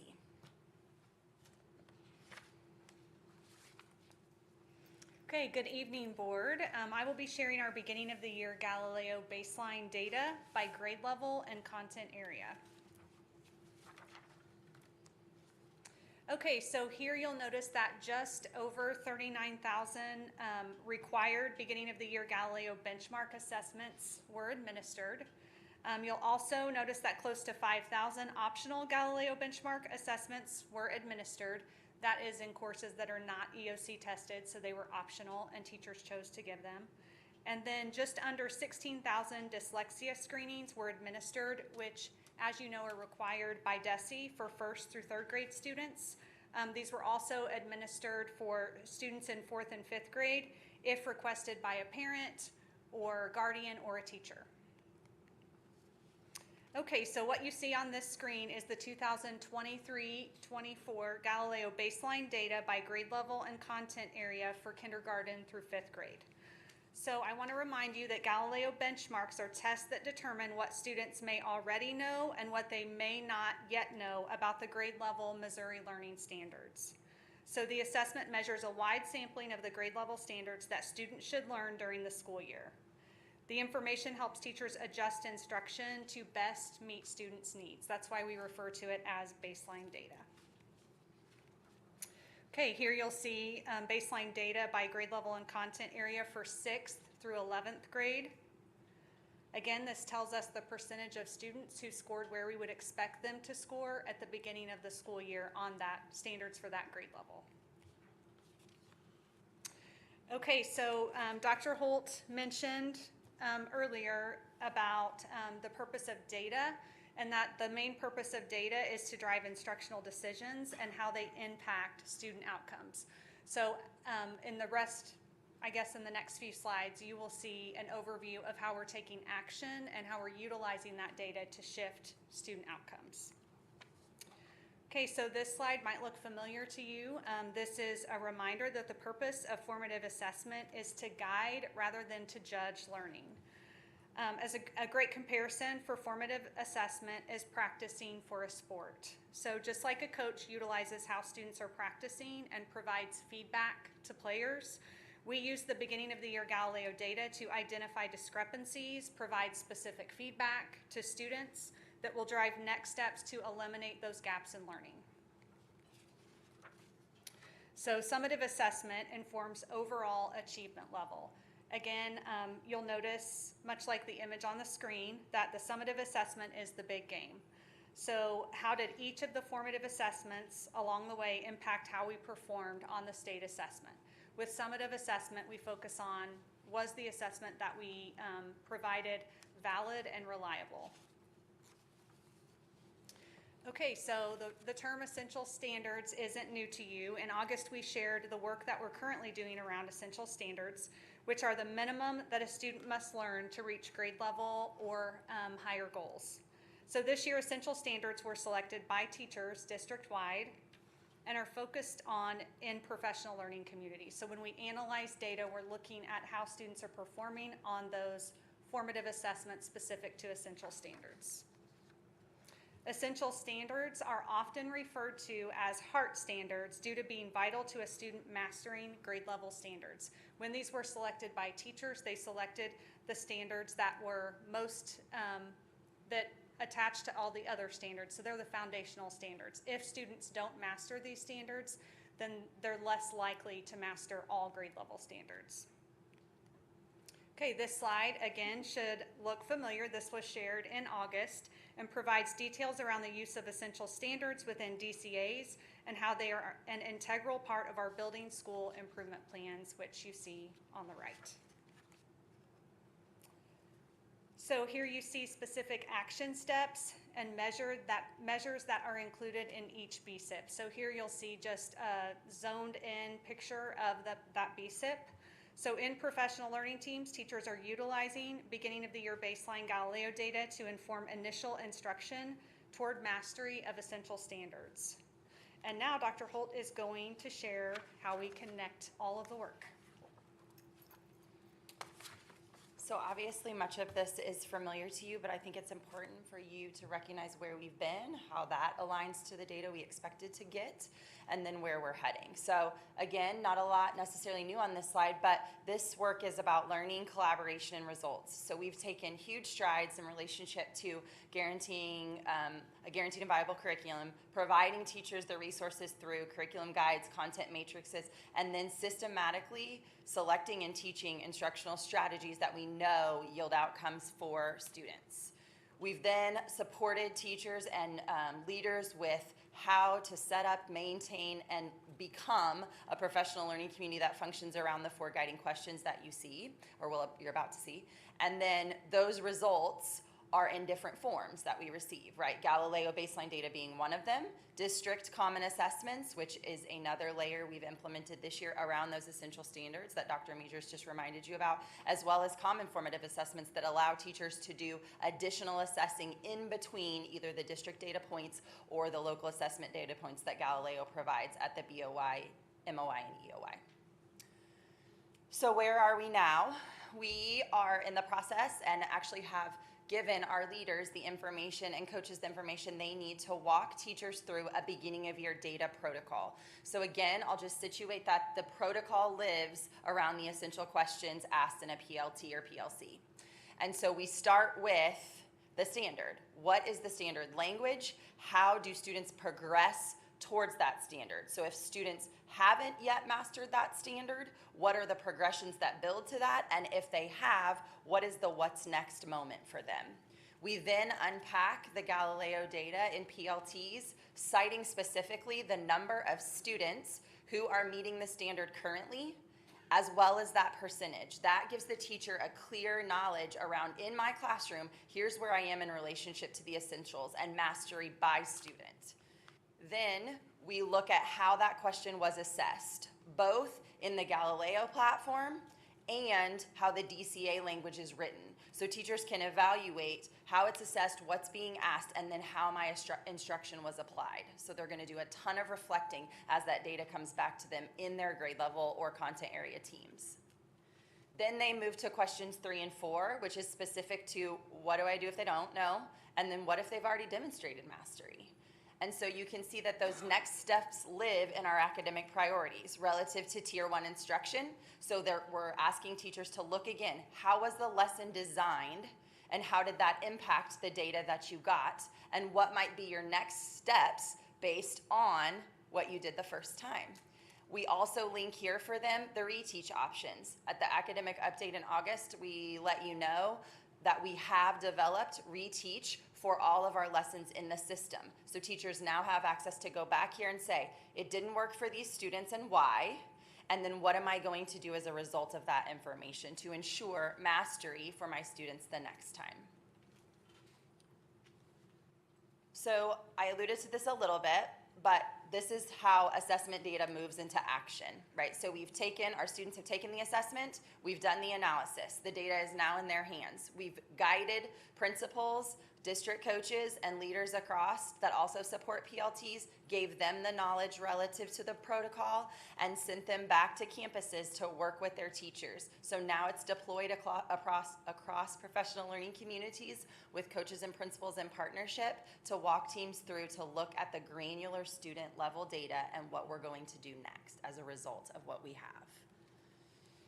So the next layer that I think we really felt like was important to highlight is how are we communicating the information, right? So this data is baseline. It speaks to what we would expect our students to know at this point. And really, Galileo provides some rich reporting for principals and for teachers. And so the individual developmental report will highlight as well as the detailed. And then we'll talk to you about some of the strategic work that we're doing for those that need higher levels of intervention. So the individual developmental profile report specifically outlines how the student performed on the standards that were assessed. So it's going to give what was assessed, the percent that the student got correct, and their performance level. Again, this is a formative assessment, so it's not meant to really talk to achievement level, but Galileo places it there for the parent and the teacher to recognize. So the detailed developmental profile takes that a little bit further, and that is the report that we will be dialoguing with parents about at parent-teacher conferences. So the individual one will go home with families with information, and then the detailed will be what's shared as you come in for your conferences at the end of October. So just some key terms that live within that report are obviously going to be the percentage, which I think is pretty understandable to most, as well as the developmental score. We talked a lot about that last year. The percentile rank is also provided, how they compare, right, to other students in that same grade or who were assessed on the same subject. And then the Lexile score, one that we're really asking teachers to communicate and drive home because we know how important literacy is. And so if we can provide parents and families with the tools that tell them, here's the reading level at the beginning of the year of where your child is, here's where you can go to the library and find books in that space, or when you're working with your student at home, make sure your text is in this range, is something that we know that partnership will help not only academically, but for their future. Here is what that looks like. We're also happy to provide that in detail, obviously omitting any student identifying information, but letting you know what that looks like. So you can see those things I listed on the prior slide live within the report, as well as an explanation similar to what you have heard from Dr. Majors and I. So that's the report that's going home. And then the detailed report, you can see how that, once we stack, meaning once we have some middle of year data too, we'll start to show some comparison as well. Here's how they did at the beginning of the year, here's how they did at the middle of the year. Right now it just lives in the space of BOY.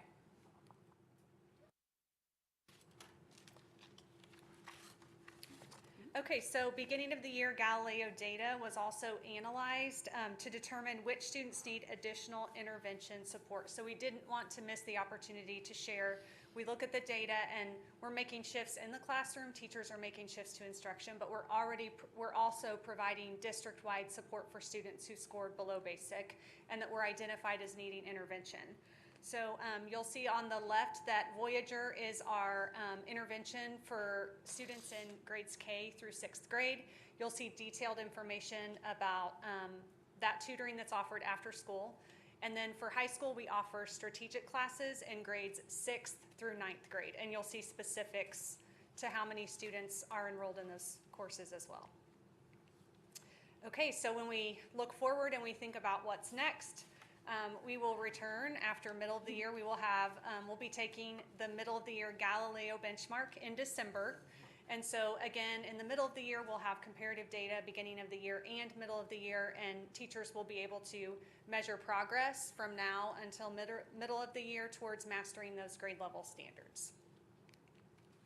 Okay, thank you so much for your time, and we are happy to answer any questions that you have. Well, thank you, Dr. Holt and Dr. Majors. Looking on the table, so are there any questions or comments? If I may. Yeah, Mr. McCoskey. I'll call you doctor. I don't want to be a doctor. All right. Board Member McCoskey. This dyslexia screening, that the assessments in that, Do we pay for that, or does DESE provide us funds for each examination or assessment that we do? I'm just So, curious. The DESE screeners are included in our Galileo package. They come with it. So they're embedded within Galileo. And Dr.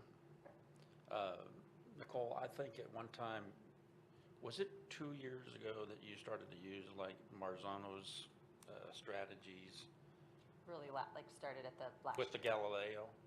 I mean, Last year. was that last year? Mm-hmm. I'm just curious because I want to be able to monitor Mm-hmm. the strategies that you're using and Mm-hmm. like the technique Yep. in order to see how successful it is as it moves along. Mm-hmm.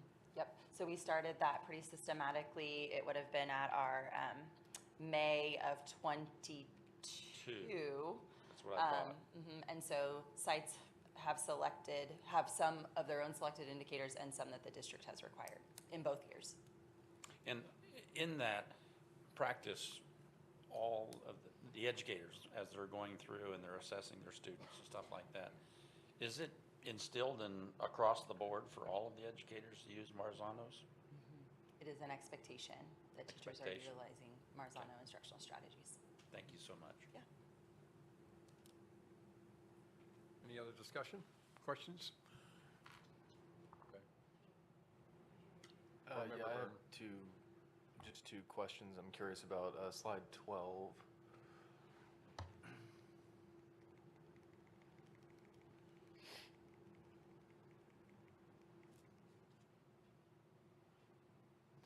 So you talked about this R value, which is helpful. I'm glad you included that as we're learning more about Galileo now that we've got the map test under our belt and we're learning how helpful it is as a predictor. This is helpful. I'm curious, so obviously if this R value is around 0.8, that shows a strong relationship. That R value doesn't tell you, I guess, which, because you're comparing map versus Galileo, right, to create this R value, and this just indicates a relationship of how predictive it is, but it doesn't. Is there information that tells you if they do better or worse on one or the other?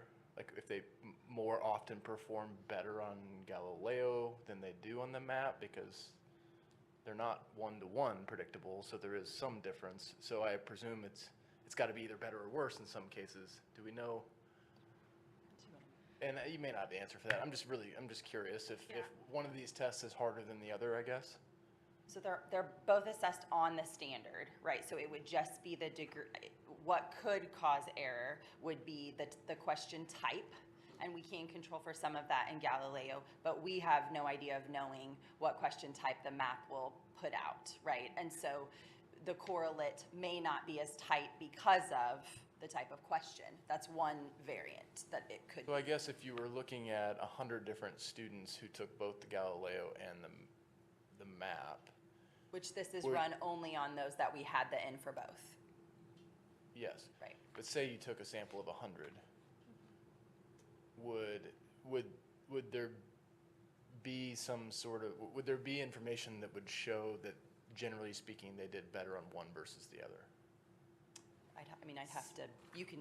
Yeah, so we have standard-specific data for the Galileo assessment. As well as map. Yep, so teachers can dive in and see exactly how the students answered the question per standard. So we will have similar data for the map assessment. So in totality, like with an R value, no, but we can look as a district, which we will be, the curriculum assessment intervention team will be looking at each standard, how students performed on map versus how they performed on the exact same standard on Galileo. So we will be analyzing that data. It won't look like this, but we will have the data. So how do we get this R value? Did Galileo present us with that? Or did we do some statistics work on our own? Galileo did some and we did some. And Bruce may be able to offer more insight if we want to go that specifically relative to how we established our value. Yeah, I think you're exactly right that it's the paired scores, and that was run for the entire district. So kind of to your point of can we look at who scored better on which one, I think is kind of what you're getting at there. On the whole, I would just On think the if you whole, could create that R value, you're looking at all the data for The district. for Galileo and all the data for map, and you're coming up with an R value that says they're correlated to this strength, then I would think you would have the ability to look at that and say, on the whole, where the differences lied, they were stronger on Galileo or they were stronger on MAP, and that would tell us more information about, I guess, how closely aligned those two were. Yeah, and just from a statistical standpoint, and I am not a statistical person, I have someone for that. The great thing is that we are looking at the overall, and the fact that there's a high correlative value of 0.8 means that they are a good predictor. It's obviously causation versus correlation here, but it does, you're exactly right. We would have the ability to go in and dig in deeper. This data doesn't allow us to do that, but we do have the ability to start analyzing deeper into that data of where would be those differences. So if that doesn't cause some sort of painstaking hours on someone to crunch the numbers, I'd just be interested to know comparatively the Galileo versus the MAP. But wouldn't that be based on summative scores, not formative scores? So this data is formative. It's only telling us how they are at the beginning of the semester, what they should know at that point in time. Correct. And so you're comparing it to, it's a predictive value for R, not just a correlational value for R. So it's predicting that there's a long-term relationship to where they are now to where they're going to be at the end of the year when they take those MAP scores. Is that correct? We took EOY Galileo and EOY MAP to get this correlate, right? But to look at this year's BOY, right? No, because they haven't taken that assessment yet, right? But when we ran it EOY to EOY, this is how strongly correlated those assessment scores were. So that means we have MAP results in? We have preliminary MAP data. It is not official or released at this point. Okay. November. 16 and 17 slides. Have you looked at these BOY compared to last year's BOY? Yes, and we have looked at reviewed them cohort data. Grade, like second grade last year versus third grade this year to see how that's changing? Is that something we can get information on? I mean, the synopsis there is overall, kids are coming in the same place that they came in a prior year. There's not a lot of fluctuation. Okay. And what I would say to that is, what is the intended purpose of this assessment, right? The intended purpose is not to compare cohorts. It's to see when those kids, specific kids came in, what did they know of the grade level content, right? Yeah. Yes, we ran all of that. Okay, that's all my questions. Thank you. Doctor. So I had my questions, now I got more. Oh, no. I had my questions, now I have more. So you guys have the map? I assumed that you were backtracking with the previous year's map with last year's boy to try to correlate it. You actually have the maps that the kids just took in spring? We have the map data as soon, in a file state that is readable for internal purposes, which is what we look at. We can't share that information until it's officially released by the state. But you can see how the Correct. students did and you can place them in, okay. And we can utilize that to inform instruction in classrooms at the start of a year. So this is the thing that was released last year in March. Yes, But you're- November is what they're saying. November is what they're saying? Correct. Okay. So it's closer? Fingers crossed. I don't know if it happens. Okay, so I have just a bunch of quick questions. On the slide that had the enrollment, you don't have to go to it. So we have 23,000 students living in the boundary, but 25,000, little upward of that total. So is that the MOCAP? Yes, ma'am. Okay, just, okay. We're right so- over 900 enrollments in MOCAP. Okay, now. yeah, so I was trying to figure that out, okay. And then 23,000, that's based on that magical September date, September 22nd. So that's lower than last year, or is it not? So September magic date is tomorrow. Oh, okay, it's tomorrow, so you'll So let me this know was later. this is what we pulled as of Friday, right? So it will be official September count as of tomorrow. You're not expected to know this, but would you happen to know what last year's numbers were? I do not have the actual September count date for last year in my head. I wish I I did. want to say it was a little over 23,000 last year, wasn't it? 23, maybe just a couple hundred lower? Okay. Okay, I'll circle back on that one. So I didn't know this. All students in 1st through 3rd grade are screened for dyslexia. Did I hear that right? Yes. By law. Okay. On slide As 20. of 2 years ago or last year? 2 years. 2 years. 2 years ago. Okay. That's what I was going to say. I don't remember my kids being screened. Okay, so DCA on slide 26. Remind me again what that is. So that's District Common Assessment? okay. So I thought that's what Galileo was. What's our common assessment? Galileo is our universal screener. Right. Local assessment provided 3 times a year. District common assessments are those assessments that our teachers wrote based on the essential standards. So we will do district measures quarterly. But everybody in the district uses the district common assessment. Correct. So there's one for English, one for math, grade level. Okay, so we have 3. We have DCA, then Galileo, and then MAP. So there's 3 sets of testing that. So state assessment, MAP and EOC, Right, MAP, Galileo as our Galileo. universal screener, and then anything we provide inside the district, which would be common Which are formative different. assessments or the district ones. Common formative, I thought that was the Galileo that they created within Galileo. They can create, but it doesn't roll up to one of the 3 times a year that we assess. So those 3 unique Right, times across but the they're year. using the Galileo But platform. teachers can create a common formative assessment in Galileo at any time with their grade level or department peers. But DCA is not Galileo. It's a completely different set of testing. Correct. So Okay, got it. sometimes the DCA is housed It might in live in Galileo. Galileo. Oh, okay. But sometimes it's not. Correct. Like Correct. elementary is paper pencil for the most part. Oh, Yes. good. Okay, got it. Thank you. What are we doing for the writing component in 8th grade? How does Galileo test for that? Does MAP test for that?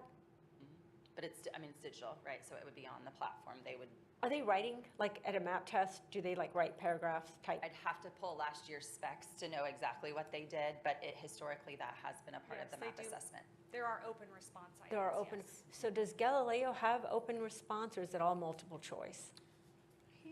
I don't know the answer to that. It's all multiple choice. Oh, so how do we bridge that? By DCAs. DCAs. Okay, got it. Okay, DCAs. Or they can create, well, they can't create it in Galileo. They'd have to do a common formative assessment that wasn't utilizing the Galileo tool, similar to how we've done with district common assessments, where we may have one that is a writing element so that we can measure that particular standard. So as the well. English teachers are giving like a writing test to prepare for. Okay. I have a couple questions on slide 30 and a couple on 34. Okay, so I want to understand this. It may help if You I go- said that the individual development profiles are available in the student parent center. So that's that first one that shows, I think it's great that they get their Lexile level. Did we do that before with iReady, or is this a new thing? Lexile was also available in Okay, iReady. so parents are used to getting this That information. language is familiar. That language is familiar, okay. So you said that goes home, Mm-hmm. and that the detailed one is shared with the parent-teacher conference. Okay, so the one that goes home, so it's mailed home, or it's, how does it go home? Correct. It is mailed home? Mm-hmm. And K-5, K-8? We are asking that they are sent home at all grade levels. Oh, they are? Oh, so K-12 they're sent home, mailed home. Okay. And then the detailed one, maybe I misunderstood this. You said it goes from beginning to middle and it builds on it, or no? It will, right? It will as they take another assessment. So you can see on the screen, this is the difference between what you see visually from just the sample. Right. So it's just going to give you that baseline data of percentage, their developmental score, percentile rank, and then this is going to give you the actual standard language as well as the scaling score there, and then how the completion piece, the percentage piece. So how it's they're just, progressing. It breaks it down even further. Breaks it down. For the dialogue at parent-teacher conferences, or if a teacher wanted to call home and talk specifically Later in about the a year. student. Because, so they're getting down to the test level, because most parent-teacher conferences are happening in October, like early on in the year. Yeah. So it's not, so they're formative, so they're the mini formative assessments that are being taken, I assume. Because This report is on BOY data. So they're going to say, when your student came in, here's what we knew about them Oh, based okay, on the got it. Galileo assessment. So they But send because we have other things happening, they're gonna review the rest of the grade card and say, and here's the progress that they've made it could be based on a DCA, could be based on other common formative assessments that they've provided, other unit assessments built into the curriculum. So the one that goes home is just the general, here's where your student is, and the one that they discuss is line by line, what data they use to get to that percentage. Yes, but it's only about Galileo. That report's only about Galileo. Both of those? Yes. Okay, got it. And then for the parents that don't attend, will this detailed or aren't aware or aren't engaged or busy or something happens, they can't make it, will this get mailed or no? This can only be, will this be accessible on the, what do you call it, center, And they can a student could log in at any point and see that report as well. All the But we details? haven't talked further about post-parent-teacher conferences and how we might approach getting people that didn't attend the data. Because not all the parents attend. I wish they did, but it's not possible. I think it depends on the level, right? Depends on the division. Most of our elementary parents attend, but after that, it's not as easy. And then slide 34.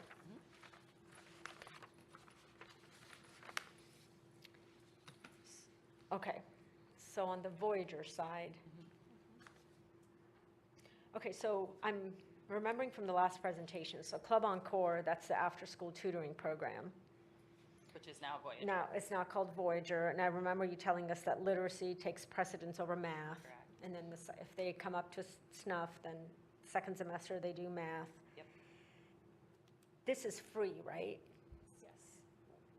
I was under the impression it was the students that stayed for after-school care that got this, but I'm now learning that you're inviting students, so Correct. any student. Yeah, it's based on their data. Okay, so, but then this parent has to provide transportation. Correct. But so if a student wasn't invited, but they're in the after-school care program, do they not get it then? So the program. I'm trying to, I'm getting them confused, I'm Okay. sorry. The program is, there's a system of how we determine who is placed in the program. If you are a student that accesses after-school care, you simply go to Voyager and then you go to care, right? So it's on site They at have the access school. to that. Correct. Okay. So But if I'm already going to Boys and Girls Club and Then it's you on get it. site, then I go to Voyager first, and then my tutor takes me to after-school care after that. So everybody goes to Voyager. It's limited to the students that qualify. Correct. Oh, so if you're an after-school program, but you don't qualify, you don't go to Voyager? Correct. You just go to the after-school program? It is an invitation. Got it. It's by invitation. And we also learned that by invitation, I didn't know it was by invitation, I'm just now learning this. It says that typically, previously, it was in grades 2 through 6, but that you were dropping it to first grade for some schools. For the bottom 5% schools, Holland, Westport, and McGregor. So I guess what I'm struggling is knowing that your window to close that gap is kindergarten, first, second grade, right? Is the reason we're not extending it to all first graders who are behind because of location, funding? So it's mainly because of tutors. We're struggling to find Okay, tutors. we don't have staff. Yeah, so we have invited this many students, but we've recently had to reach out and kind of pause the program because we don't have enough tutors. And so we're partnering with Missouri State. Lydia Akers has attended. We're trying to recruit practicum students. We're recruiting students who are going into education.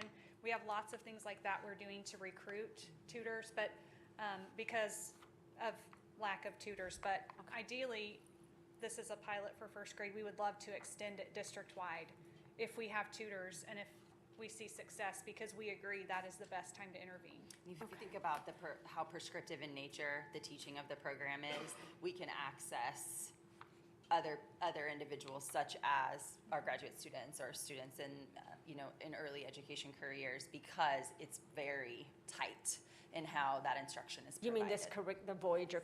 So now Voyager's online, but it's I thought it was online. Is it digital? No, It's not digital. So there's a digital aspect. I know our launch students are using the digital access, but it is a teacher delivers the instruction. It's paper and pencil? Yes. So it has work- There's an adaptive component to Voyager, similar to the adaptive programs that we have, but it is face-to-face. Teacher provides the instruction. Correct.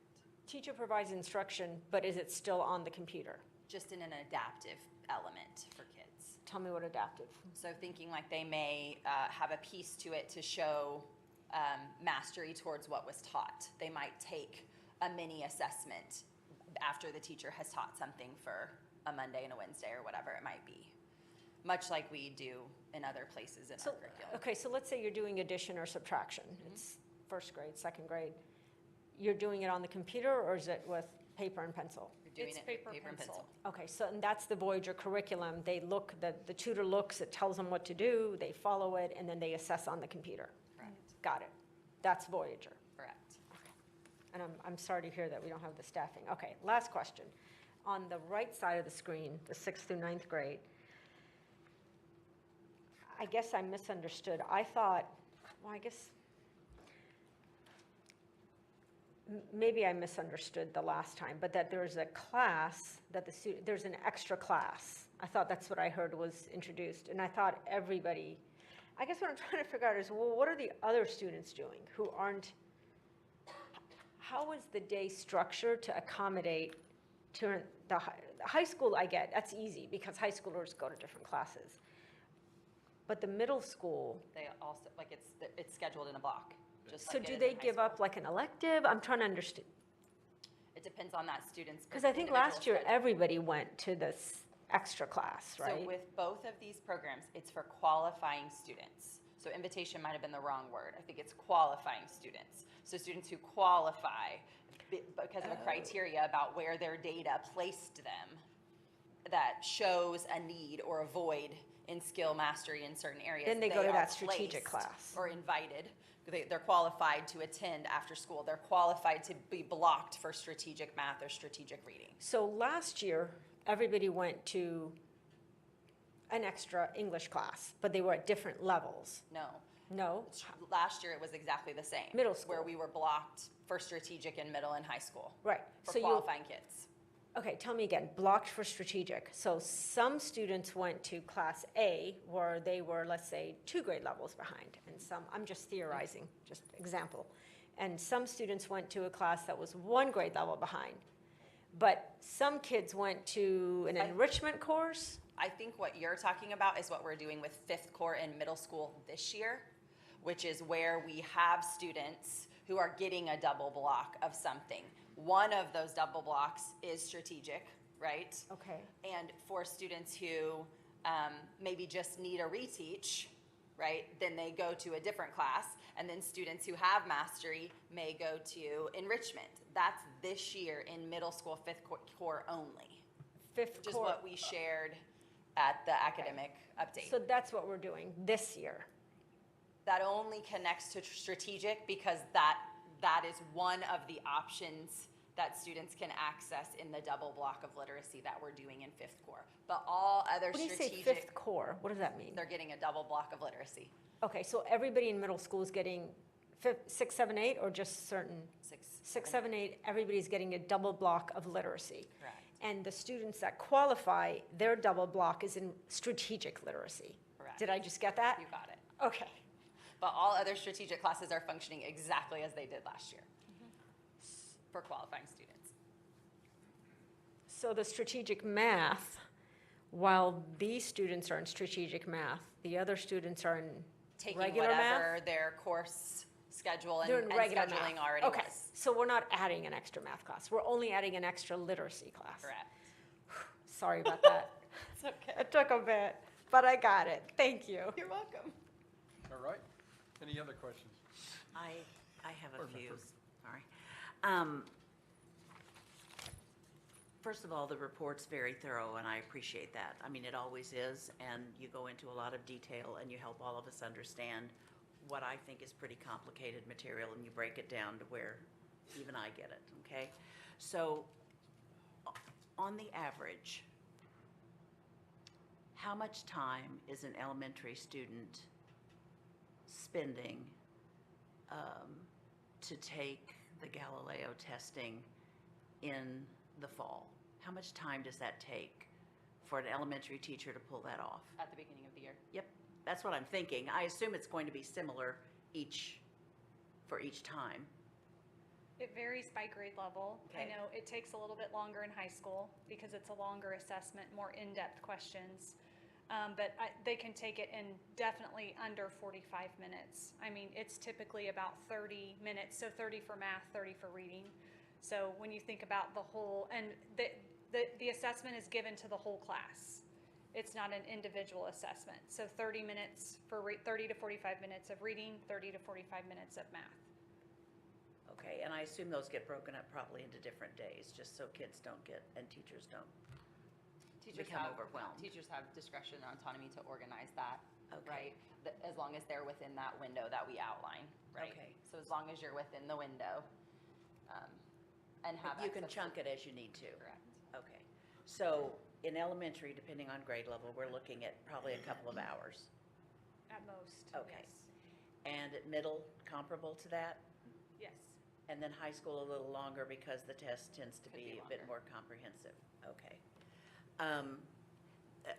I have said at this table, and I stand by it, that what gets monitored gets done. I mean, that's just the way it is, especially in education. So, you know, I truly appreciate all the monitoring that's happening and all of the emphasis and work that's being done to provide this kind of data collection. I just want to make sure that, and I think everybody in here does too, you all as well. I won't put words in your mouth, but I know you would feel this way, or I think you would. We have to keep the balance. I mean, we have to continue to provide time to teach. And, you know, we have the common formative assessments, and we've got Galileo, and, you know, I mean, it's easy to just feel like if I'm the teacher, I've got the weight of the world on my shoulders to get all this done, and then when am I going to get the teaching that gives me the results that we need to see? So I guess all of that is to say, let's just keep in mind as a district to keep that balance there. You know, we've got to take care of staff. We're in a teacher shortage, quite frankly. And so, you know, we have to find the balance in there. I also know from experience that there's a lot of stress that goes on children on these testing days. And that's no small thing.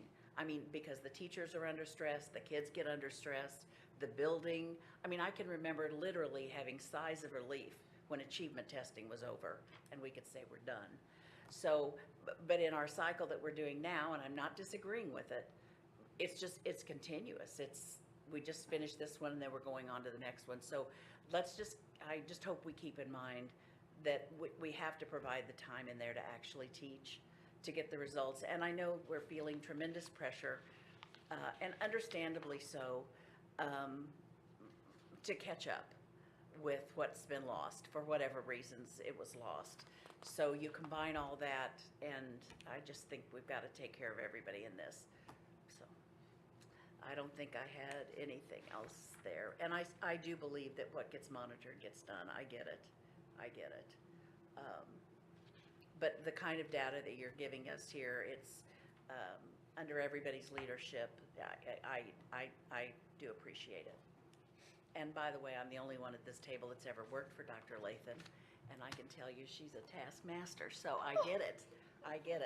And that's a good thing. It's exactly what needs to happen. I have a couple of questions. What happens to qualifying students who cannot attend after school? Do they not get intervention? They don't get access to the intervention after school, right? And on slide number 27,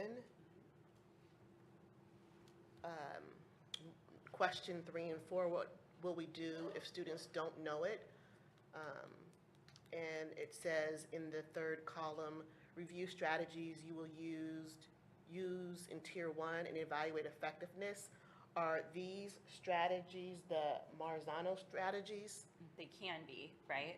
And are in some cases. It's also the review back to the curriculum, whatever it may be. Here it happens to be literacy, to see what was utilized in the first teach and then consider adjusting based on the data. So it may be that as they walk through this, some students scored at BOY in one way, but a teacher says, I've already actually retaught for that standard since we gave Galileo, and I utilized this strategy, and here's the data that that yielded, right? So it might be that a teacher brings a different strategy, but yes, the focus is pushing them toward instructional strategies that we know yield high results. So for those tier 1 strategies, interventions at tier 1 level, do we utilize a child study team, or do we use the professional learning teams for discussing student strategies, or is it just the teacher?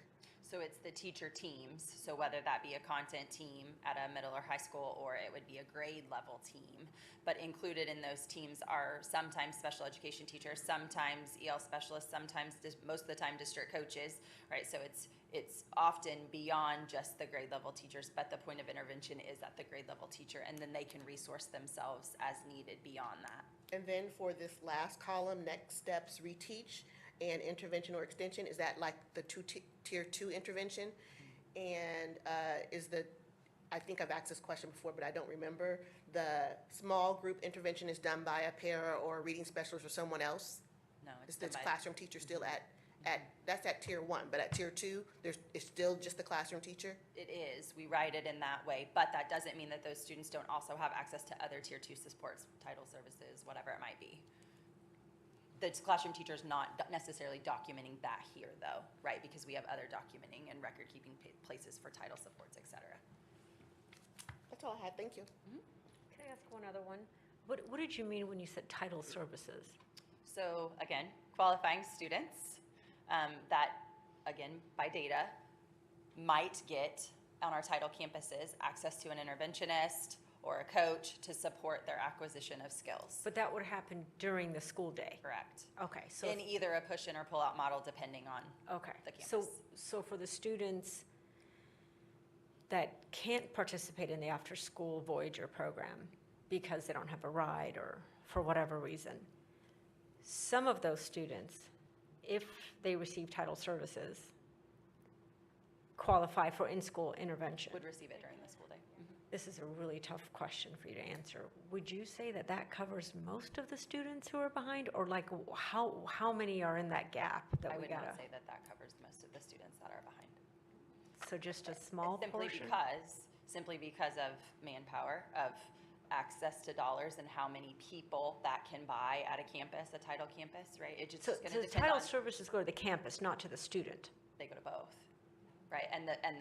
It could be a program resource that's provided that everybody on the campus accesses, or it could be people power, meaning I pay for an interventionist who is qualified, has higher education, and can provide a higher level of intervention than the classroom teacher, Which could potentially be at a non-title school.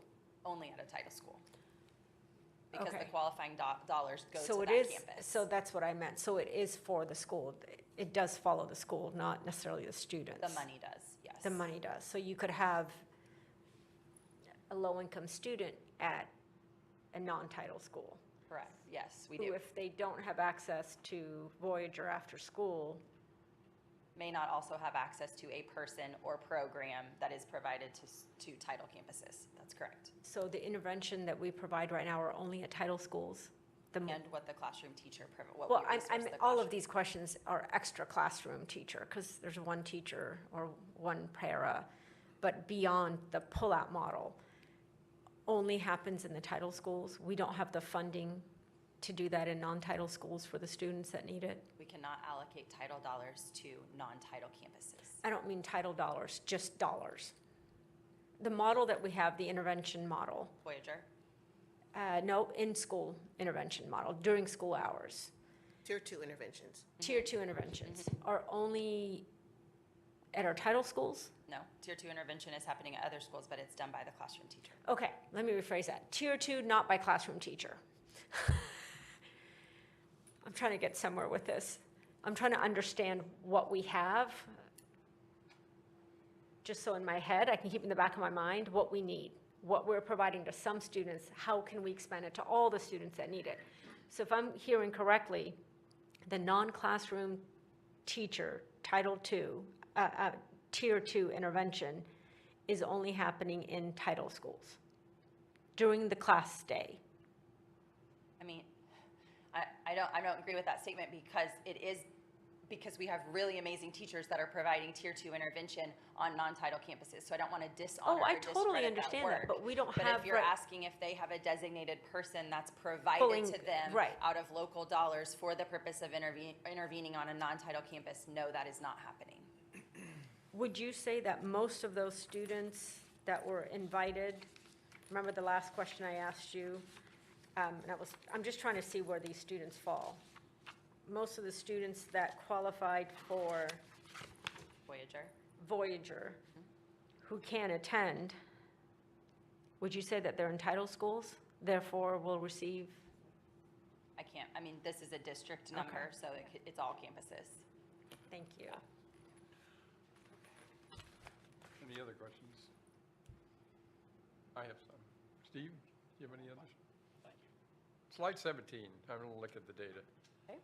please. Uh-huh. First of all, thank you for all the effort put into this. I know it wasn't an easy task.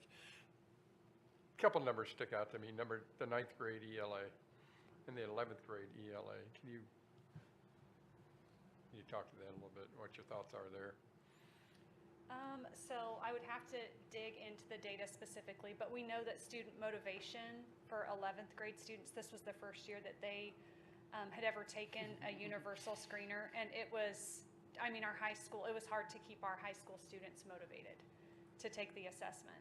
And so a lot of the students in 11th grade were maybe not taking, they were taking the ELA assessment, but they weren't enrolled in that course. Okay. And so it's hard to Yeah. get, to motivate students to, and they were taking course-specific benchmarks in other courses, Right. but last year we gave the ELA benchmark because we wanted that baseline data to all students. Okay. In 9th grade, we'd have to dig into a little bit deeper. I can tell you that EOY, we saw a really high increase at end of year Galileo in 9th grade. Those would be the incoming 10th graders, so that doesn't necessarily align. But we'd have to dig in a little deeper to know why those kids came in achieving at higher levels. Right. Okay. Thank you. But this is this year, you said last year, but these are the BOY numbers, right? Correct. But what I was saying is we highlighted some really great freshman data last year. And so it makes me wonder, was that pre-work? Like, did they come in, are they coming in higher and then it carried? But then you look at 10th grade data and that may not be the same. So you can make a lot of assumptions. That's why you have to do a little deeper diving to know more. And slide 22. The next sentence. Yeah, there. Students can't move forward without mastering these standards. I think it's just a general comment. That they aren't That's going to the move definition forward. of the definition of the essentials, meaning these are vital to them acquiring and having some level of mastery in order for them to take on the next grade level content. So we're not saying we're not moving kids forward. We're just saying that's the intention and urgency of mastery of this particular standard. To move them toward to the next grade level. That's how we selected the essential standards. Right. Okay. No, I don't have any other questions. Thank you for all your time on this. Anybody else have anything? Well, I want to make a clarifying comment. I was asking these questions, I'm not trying to at all in any way disparage the work that the teachers are doing. No. I'm just trying to think how we're going to move the needle Yeah. for this district. Yep. Where do the funds need to go? Yeah. What do we do next year? And I'm just learning. So I've just learned about this population of students, right? I mean, there's a number to it. I mean, you have numbers. 1,497 received a letter inviting them. So the next question is, how many of them aren't able to participate? Yeah. And then after that is, what are we going to do with our budget next year to plug that gap, right? Like, so that's the intent. I wanted to clarify. I'm just thinking Absolutely. next step type. Absolutely. Thank you. Okay, well, thank you, Dr. Holt and Dr. Majors. Appreciate everything. No problem. Thank you. Here you go.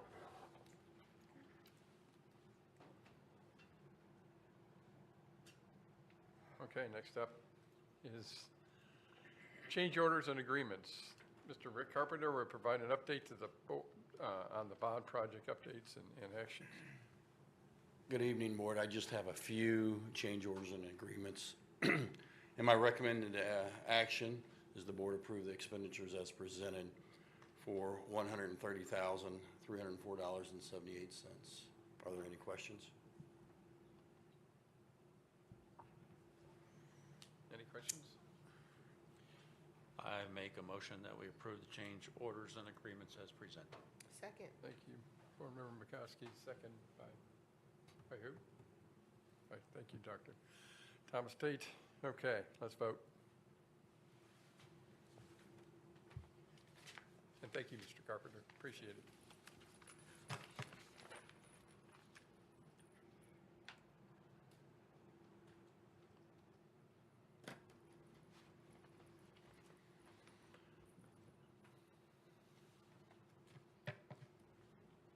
Okay, motion passes. Very good. Next up is the superintendent's update. Good evening. Good evening. On yesterday, our new SPS ambassadors, we started our third class of 25 parents and community members. During the first meeting, they were able to tour the Professional Learning and Virtual Learning Center, Studi Alternative Center, the PTA Clothing Bank, and also Ada Fulbright Early Childhood Center. So we're really excited throughout the course of this year that they'll learn and have a behind-the-scenes look at SPS. I want to thank Governor Mike Parson for visiting Kickapoo High School on last week for the ceremonial signing of House Bill 2. He had an opportunity to tour our schools and to also interact with the various students at the high school. 14 of our schools received the Energy Star Awards from the U.S. Environmental Protection Agency. So really excited, working in collaboration with Synergistics, that those schools were recognized last week at our senior leadership team meeting. Next Friday, October 6th, is our Leader for a Day event in the district. Last spring, we piloted this event at 12 schools. On next Friday, we will have community leaders at all 52 of our campuses. At the end of their visit, we will host a lunch and debrief, and hopefully future partnerships from our various schools will be created as a result of the business leaders participating. That concludes my update. Thank you. All right, thank you. Any board comments? I think I might make a comment. Okay. I just want to share information, a couple comments. Ms. Bruner and I were able to go to the Missouri School Board Association regional meeting, and you don't know this, but that was probably the best meeting. I know the ones in the past years have been different, but I really enjoyed that very much. I learned a lot. I was asked a lot of questions, which I've now put to Dr. Lathan, but it was a really wonderful networking opportunity. Did you find that? I thought they provided a lot of information in a very interactive way that was fun, as well as very educational for us as board members. It had never been interactive before. Yeah, that was a big plus.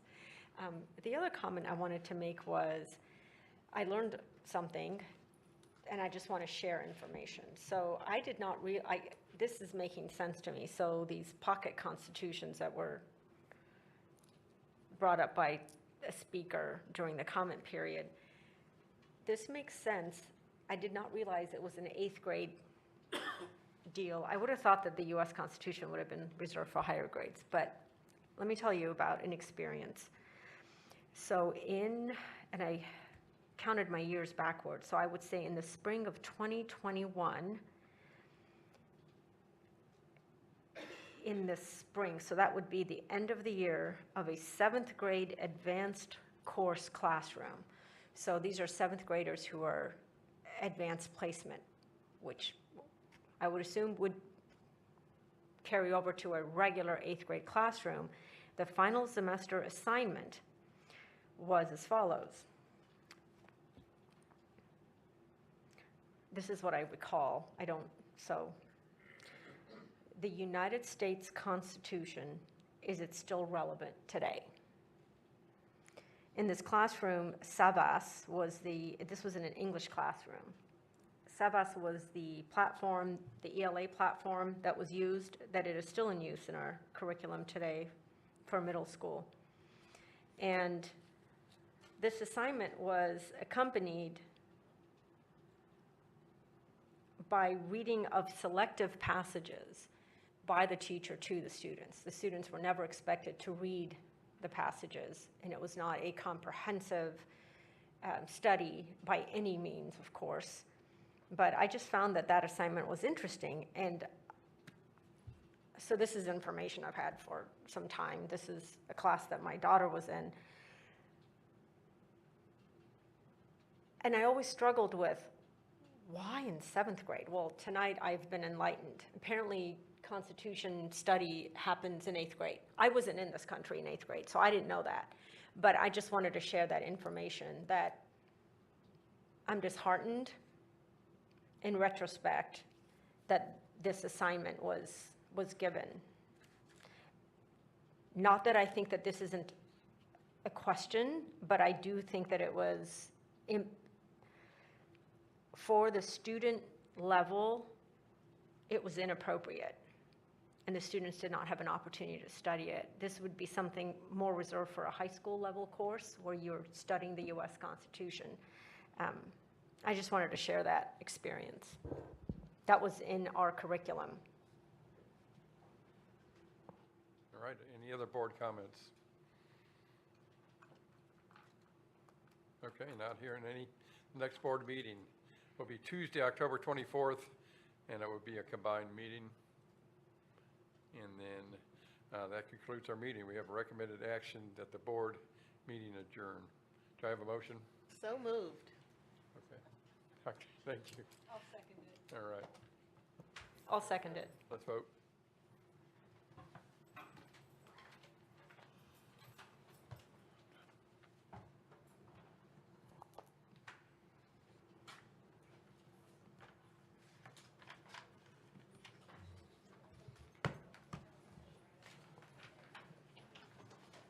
Okay, motion passes. Good job, Meeting Scott. adjourned.